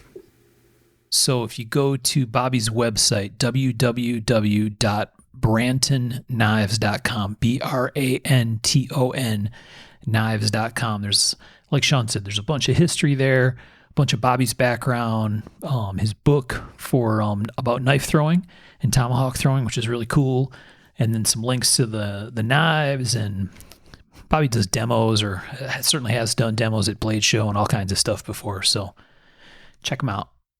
And then second backup pick probably really isn't a specific knife, but a maker. And I swear we've talked about him before, but kind of in the sticking with the, like I mentioned Brad Zinker earlier, that I think is kind of an overlooked maker sometimes, at least with the modern collector crowd. Another guy that I don't think gets enough recognition is John W. Smith. Mm-hmm. Definitely. Good And- call. So clean. Yeah, super underappreciated maker, absolutely recognized by his peers as a renowned art knife guy. His art knife stuff is outstanding. And he's made a bunch of tactical knives. He's got many models of tactical stuff. I know he had some production deals as well. Again, maybe with Boker or somebody else, I don't remember. But I know he had a couple production knives in there too. But his customs I've owned a bunch of them, and they are just butter smooth, put together airtight, just really outstanding, impeccably clean, and definitely undervalued, underappreciated maker. So John W. Smith, somebody for people to watch out for as far as, if you're looking for a really cool, really super high quality built folder, his stuff is outstanding. Yeah, good pick. I don't have a lot of exposure in hand to his art knife stuff. Have you guys seen his art knife stuff up close in hand? Not much, no. Mm-mm. Yeah, I think he was. No, definitely not. I mean, I've barely seen too many tactical pieces from him. It seems like people get them and hold on to them, and Right. They kind of disappear. yeah, Good sign.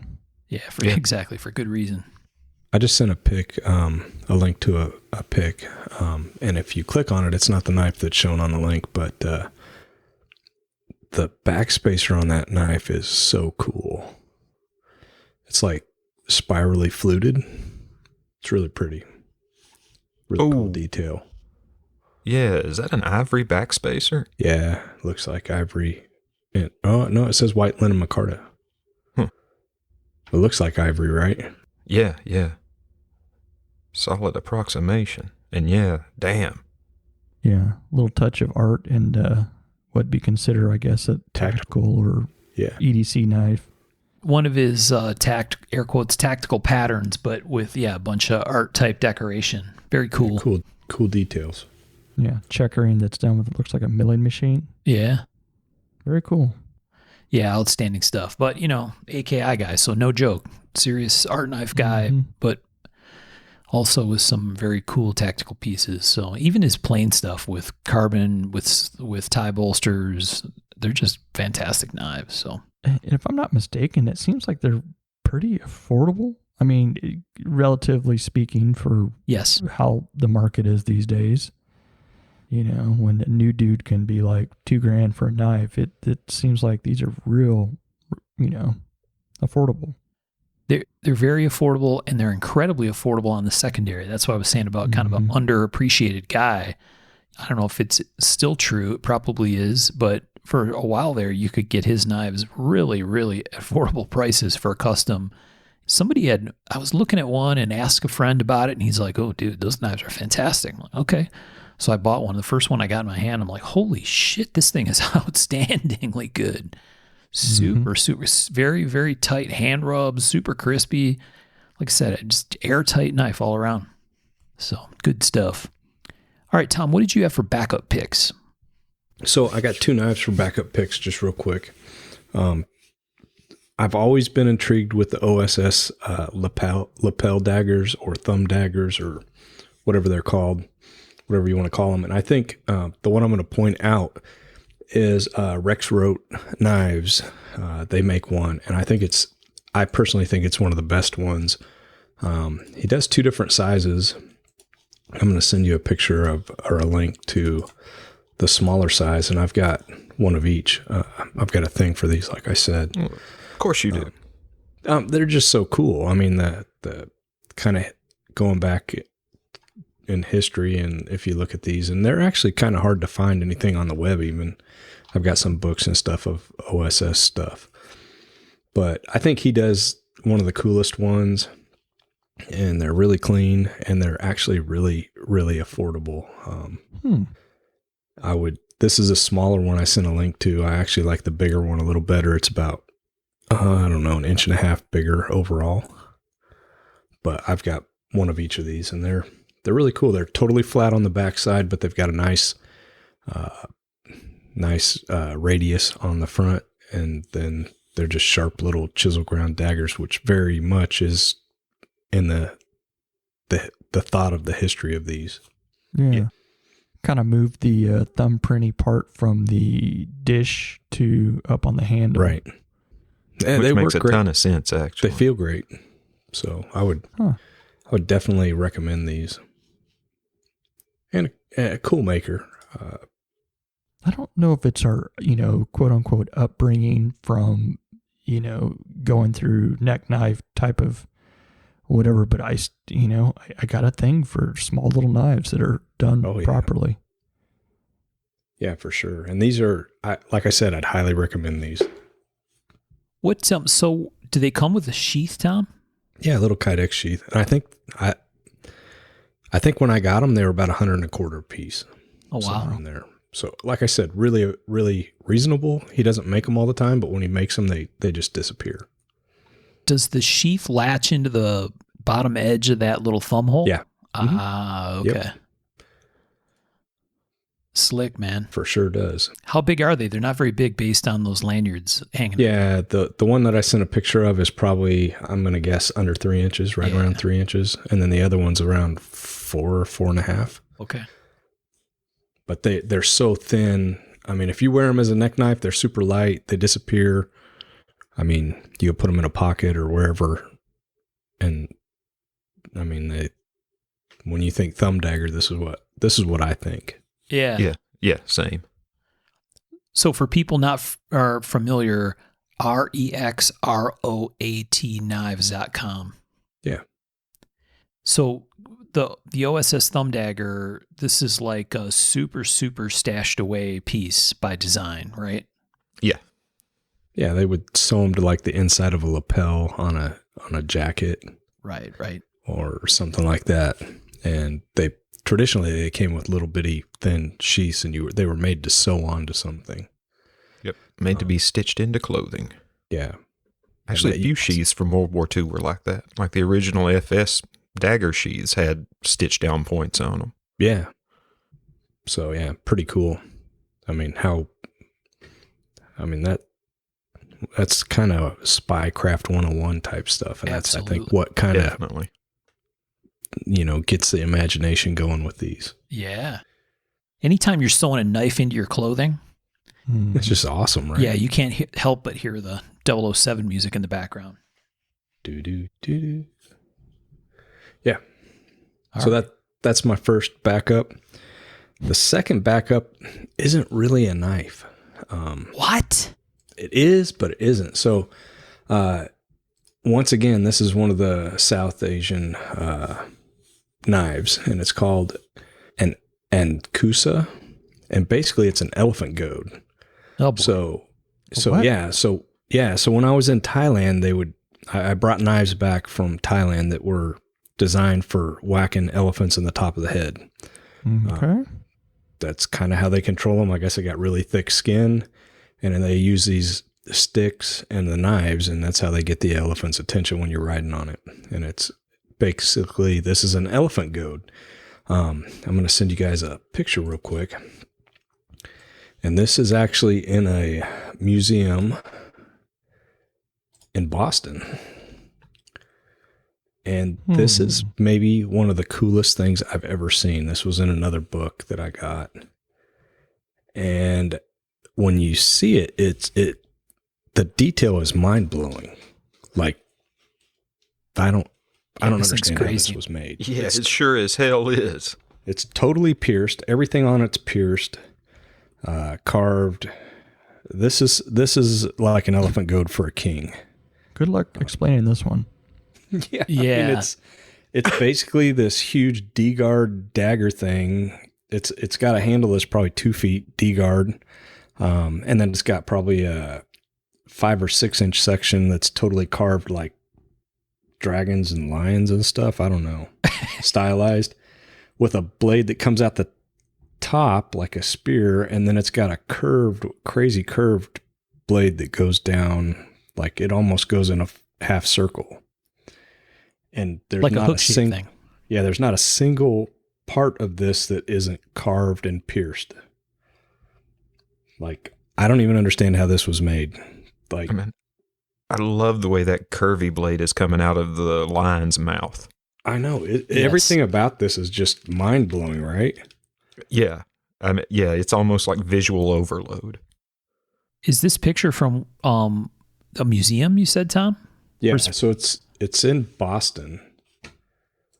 I forget what museum it is.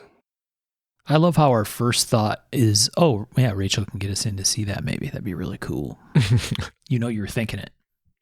But yeah, I mean, we'll have to put a picture up of this. Like maybe we can use the pictures that we send to the group to show. Maybe we can post those easily. Because I downloaded a picture and put it in there, but I've never seen anything like it. Yeah, that's wild. It is very hard to explain. This one's incredibly intricate. That's part of the challenge, right? To explain what it looks like. It's almost like a, like you said, it's almost like a short spear kind of handle, right? It's got a bunch of handle and then like a daggery blade straight out the end, and then this crazy hook blade coming off the side. It almost has a scepter feel. Yeah. A little bit, See that? you know? Yeah. I mean, I don't know. And it reminds me a little bit of a logging hook. There you go. Yeah, yeah. Yeah. You could flip a log over with that for sure. That hook is for smashing down on the elephant's head. Well, I don't know if I can get behind that. Well, I've never driven an elephant. Maybe if you're driving one, you actually want to have something like that. Driving an elephant. Yeah. All right. Tom hasn't had elephant driver training just yet. But yet he brought home one. He brought home in case he needs to drive one. No, the knives that I brought home are not like this. They're the knives these are actually Burmese, and they're almost Kopis in style. I really like them, and I'm not going to use them on an elephant. Don't worry, anyone. But they chop good. They're really cool. Tom does not have any elephant abuse implements at his home. Just to be completely clear, because but I will say they're at the shop.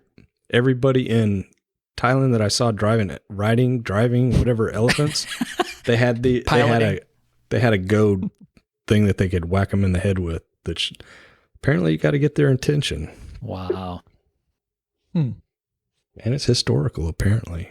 I'm just saying, have you seen anything like this ever, Michael? No. It's crazy. Strange thing. It is a strange thing.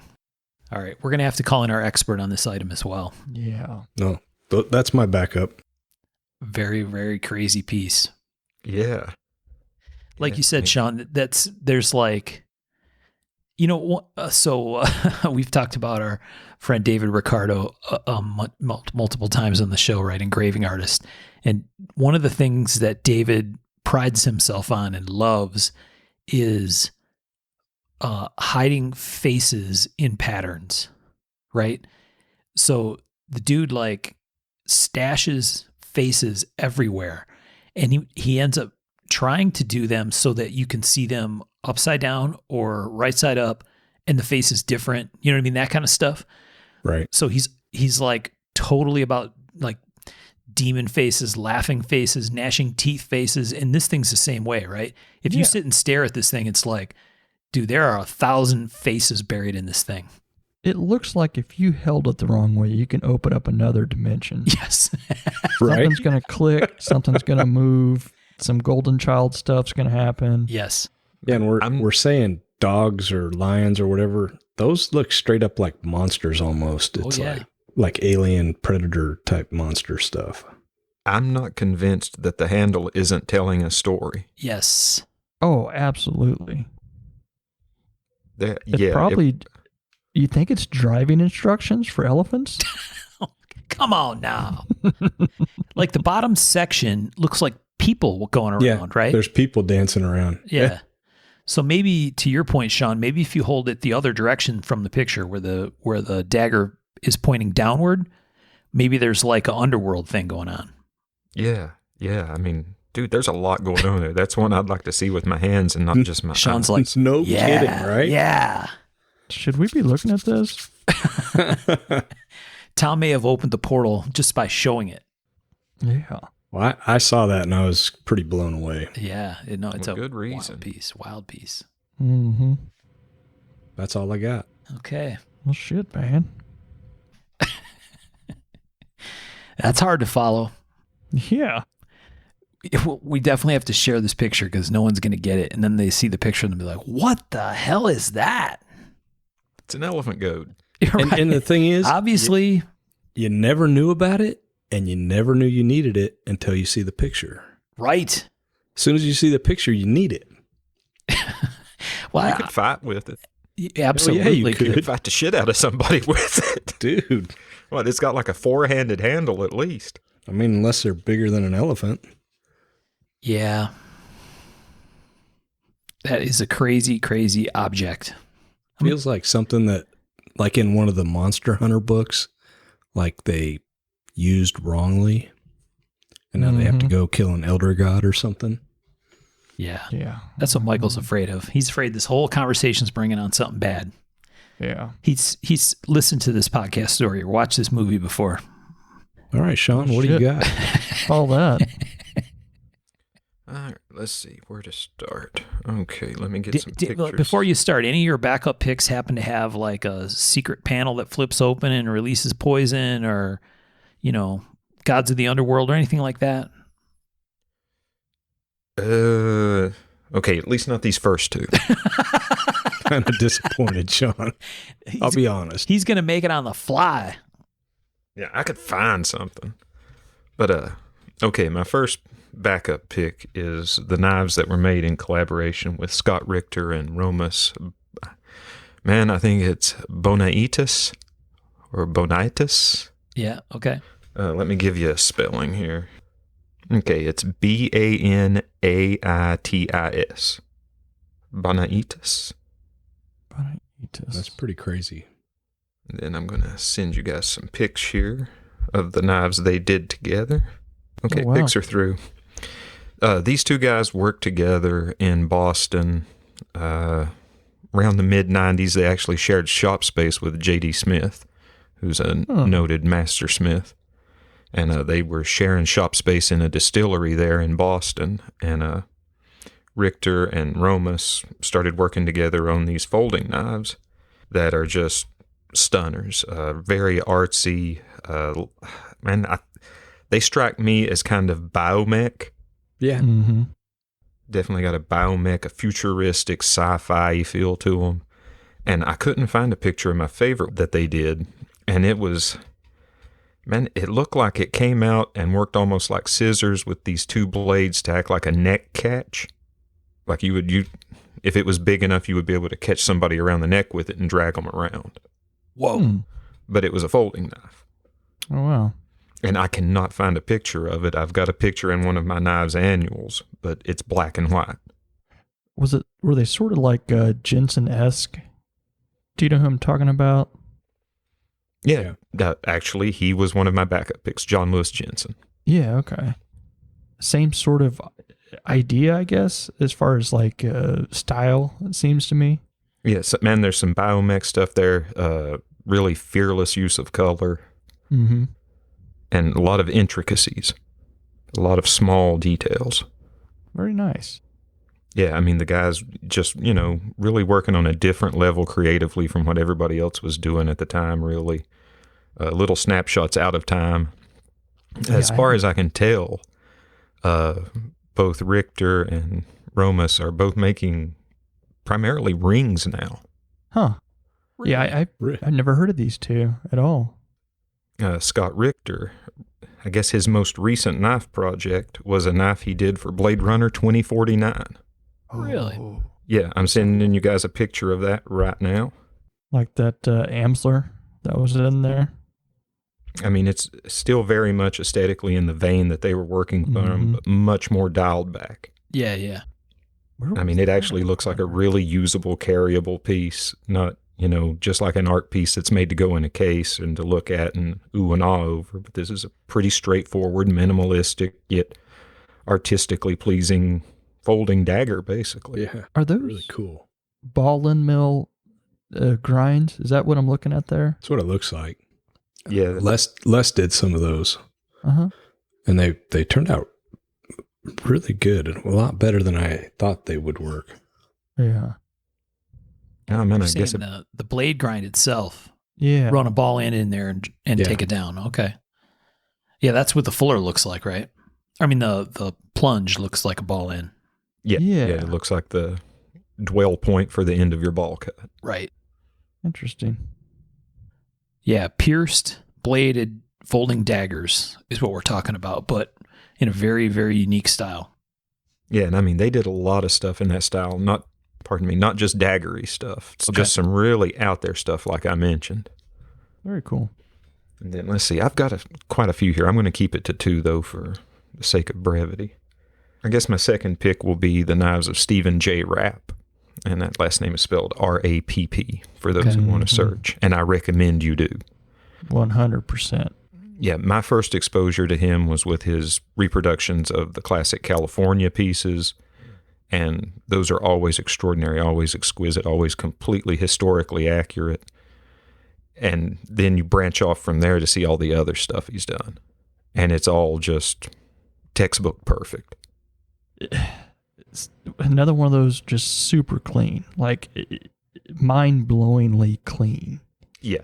I don't know. A lot of respect for that, for him and what he's made. And his just basic, I mean, his breadth of, skills and different knives he's made is just kind of stunning. Yeah, it is. I mean, he's been all over the board. Yeah. Yeah. That's what I'm saying. It just kind of, so many different knives, so many, and all done so well. And like the takedown San Francisco daggers. Yeah. I mean, those those are are just next level pieces. They're amazing. The ringed one is amazing. Mhm. Oh, the double ring. Yeah. Yeah. I've always liked those. And to me, the sheath is like, I could maybe figure out how to do the knife. Probably not that clean, but the sheath is where I'd be like, huh? Yeah. Right. I mean, Yeah, he took that Will and Fink style and made it so much. it's really nice. So clean. I can't say that enough. So I'm going to quit saying it. Yeah, really, really cool. That double ring, I thought there was a funky name for that. I know we talked about a double ring knife before on the show. I don't know. I sure we have. I don't remember. Maybe we talked about one of these in a San Francisco style knife. Maybe, yeah, or maybe it was a specific piece or something. I don't know. I remember seeing a knife like that before when we were doing show research. Was it a Virgil England with the poppies carved in the handle? Maybe. Mhm. I can't remember. These Rapp knives are outstanding. Yeah. For those playing along at home, make sure you click on the dagger link. I'll provide a link to his website where you can view his portfolio. Once you're in the portfolio, make sure you click on the fucking daggers for fuck's sake, okay? Yeah. Not to be confused with the Terminator 2 single ring. Oh, there you go. They're often, confused. These daggers are insane. Yeah, I really like the California knives. Good call, Sean. Wow. You did not disappoint. Try not to, at least on this. Didn't invoke any deities, but whatever. Not that you know of. How about the dagger with the double dragon's head guard? Yeah. And then Good multiple God. recurves on the blade. Yeah. Wow. It's like short sword. Yeah, that's nutty, man. Super, super crazy stuff. Well, then there's this one on the same page. It's the dagger with, man, it looks like maybe a carved ebony handle and the polished black sheath. And Yeah. Mm-hmm. man, I mean, that's just, whew. Yeah, it's blowing my dress up. I'm all about that. I think there was a really interesting Ken Warner quote on the front page of the website. The quote from Ken Warner in Knives 98. These replications will outlast the originals, given their precise construction and stainless steels. This craftsman can do anything he wants in metal, and often does. That sums it up pretty well. It does, yeah. Yeah, I mean, it's succinct. Straight to the point. Great pick, Sean. Glad you liked. And, well, here, I'll throw this out there as an oddity. This is one I tried to get some information on, but I couldn't really find shit. I was going through some of the old knives annuals, and in the, pictures among all the knives, there were 2 knives by a lady named Lori Savage, and they were described as being used for some kind of performance art.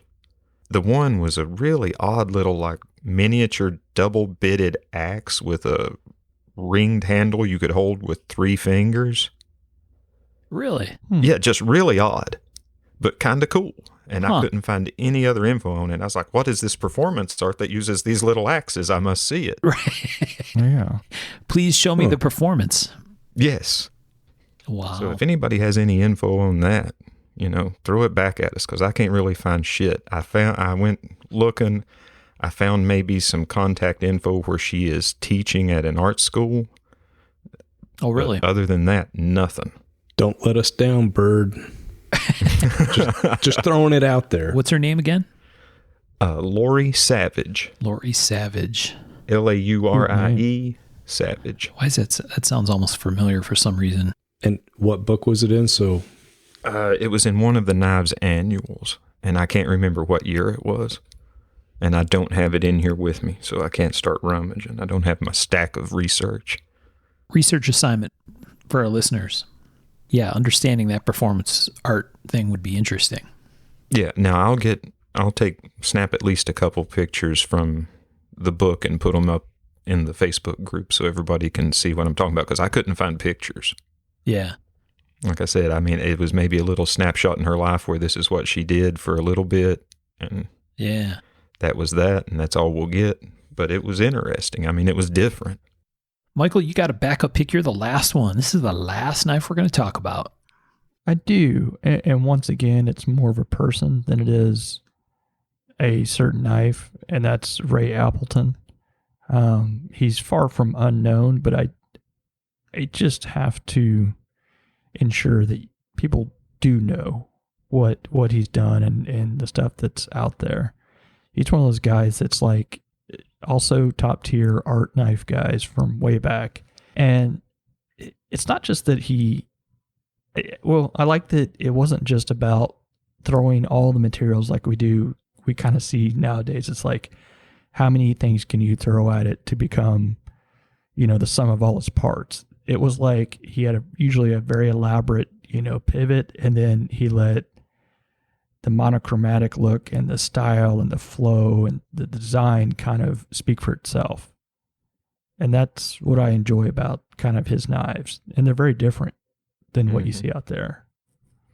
So for people at home, it's Ron Appleton, right? What's that? His name is Ron Appleton. What did I say? You said Ray, but that's all right. Ray is actually his son. They both make knives. And it's just, I don't know. I enjoy the flow. And some aren't for me, I guess. If that makes sense, they don't do it like aesthetically, but I enjoy them for what they are and how well they're made. Even the ones I don't like, I guess. The ones that don't speak to you as hard. Yeah, exactly. That's a good way of saying that. I've watched some videos too, and a lot of his stuff is like you can't see the screws for the construction, and he builds little drivers to put screws in from the inside, and yeah, it's crazy. And they're usually like a multi-geared lock system. They're not just, they're pretty elaborate for being what looks like a simple looking knife. Yeah, they're very engineered. I mean, generally aren't the pivots kind of puzzle pieced? I think so, yeah. And they will move as, well, you need to move them and position them to get the knife to do what you want. And a lot of his knives will lock in 2 positions. Right. Yeah, I saw one that was like a 12 position or a 12 stop lock or whatever. I think Holy it's more crap. of a just because you can. Yeah. Right. When you sent me the thing, Michael, it said multi-lock, and I'm like, multi-lock? And then I went and did some digging. I'm like, oh, so it can be like a punch dagger or fold it out like a knife or somewhere in between. Yeah, I suggest that the listeners go to his gallery, and I'll post it up there, and you'll see the variations he's done. Like he's done something where the blade is right in the middle, so it does make a push dagger, it does make a, it folds up, or it goes out the front, or he's done so many different versions of it. And it's one of those knives that you see it, you know exactly who made it. Yeah, I really like the knife on his homepage. There's no color on it. It's monochromatic, and I don't know. For me, I really like that knife. It's all about textures. Yeah, and just flow. It's kind of like looking at a Lochner single piece blade where you're like, you're looking at nothing but the design, and that's what draws you in. No fancy colors, no whatever. It's just the design. It's just the flow. Yeah, it's very sculpted. Mm-hmm. Good call. The way the mark is in the blade is almost like in reverse or something. That's interesting. That would be really cool to see up close. And now, man, didn't he do engraving for the U.S. Mint at one point? I have no idea. Yeah, Pretty cool news to me. backstory. Yeah, I'm relatively sure I read that somewhere, that he did a lot of engraving work for the U.S. Mint. Oh, wow. That's pretty cool. Yeah, you guys talk amongst yourselves. I'm off to try and verify that. Yeah, I like the one you're talking about as well, Tom, the one on the front page of the website. Yeah, isn't that really sleek and pretty? I mean, it is. And like you said, the way he's got the scallops in the blade and the scallops in the handle, and yeah, when it's closed, it just works. Yeah. Yeah, I really like that. You don't need all the colors or all the materials. Well, and it's almost like it's a well thought out enough shape that it really, really works open as well as closed, right? It almost, like if you didn't see the gap for the folder, you could almost believe it was a fixed blade, like just a big integral. Yeah. Well, it actually looks like it is, like the handle is in one piece. Like if you look at the spine, it looks like it's an integral handle. Yeah, it looks like it. Wow. Yeah, pretty cool. Those locks like that let you get away with so much fun design work. You get away from the constraints of a liner lock or something like that, and you can just really go to town. Yeah. So how does that actually work? How does it lock and unlock? Do you push in on the pivot disc or what? Yeah. And it's like a gear on the inside. So you push it in and then it can pivot. Huh. It says the mechanisms I use in my knives are unique in the knife making world. At last count, I have 29 different mechanisms. Wow. Pretty crazy. Here I am with 0. No birch lock? No birch lock. Damn. You got to put that on your to-do list. I actually spent a lot of time, probably a few years into folder making, thinking I needed to come up with a new lock. And I had designs and whatever. I was like, what am I doing? Just make some knives. Yeah. Yeah, definitely a rabbit hole project that maybe you never come out of. Yeah, I felt myself going into that. Very interesting episode, fellas. Yeah. Is Sean still in Google land? I think got so. nothing. I got nothing. Yeah, I really enjoyed this show, guys. You guys had some awesome picks. Yeah, there were lots of good ones in there. I think I only called a couple people wrong, wrong names. So it's a bonus for me. You did all right. We do it a lot. It's normal. Nobody expects us to do a good job with that. I'm probably not even going to get censored on this one. Sure. Probably not. Maybe by the elephant lover people. Yeah, I was going to say, yeah. All right, I take it back. Never mind. Tom has no elephant cruelty devices. He does not endorse that practice, Nope. other than looking at that crazy thing, because that is pretty wild. You could use it on people. Whatever. Oh, hey. Whatever makes you happy. Oh, boy. Now he's censored. Yeah. I Yep. figured people didn't care about people. They care about elephants. And you're 100% right. That's exactly right. Yep, I agree. All right. Well, very interesting episode. That wraps up episode 60. Very Google-ish episode for people to go look up some stuff. And we'll definitely do our best to get you some pictures so you can see some of the things we're talking about.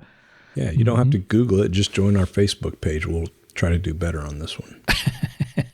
We do the Googling for you, Right. free of charge. That's the theory. All right. Well, as always, we appreciate everybody who joins us there in the Facebook group. There's a great exchange of information. We have lots of conversation about stuff that happened on the show. Grace, when she joined us, shared some awesome references from her stuff from the Sheffield episode, and we try to make sure there's good conversation in there. And the listeners are really helpful. People come out of the woodwork with showing things and telling stories and other stuff. So very, very fun spot to follow along with the show and interact with other folks. Yeah, the pictures really brought that around. Yeah. Yeah. Agree. Yep, for sure. And as always, we appreciate all of our friends on Patreon who support the show and help us keep this thing moving. So high five to you. Thank you all for supporting us, and in many cases for supporting us for a long time now. So Yeah. we really appreciate you, and thank you for your support of the show. Mm-hmm. Thank you, guys. Yep. Really appreciate you guys. Okay, well, thanks for your time, guys, and really good discussion, and we'll talk to you next time. Thanks, guys. Bye. Later, folks.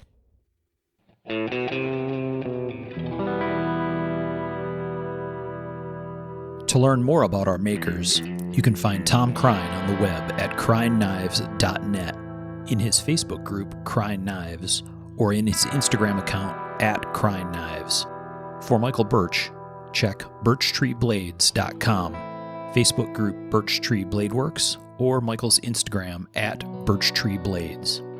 For myself and the Raygun Bead Project, we're on the web at raygundivision.com. We have a Facebook group called Raygun Division, or my personal Instagram, at msteiner. For those interested in photos, references from the show, or some discussion about the show itself, you can find us on the web at markofthemaker.com, in a Facebook group called Mark of the Maker, or on our Instagram, at Mark of the Maker. Last but not least, the ultra cool and haunting background music we use for the show is a piece called Noir Guitar by Stevie's Amp Shack, found at the Free Music Archive and licensed under Creative Commons CC BY 4.0. Thanks for listening.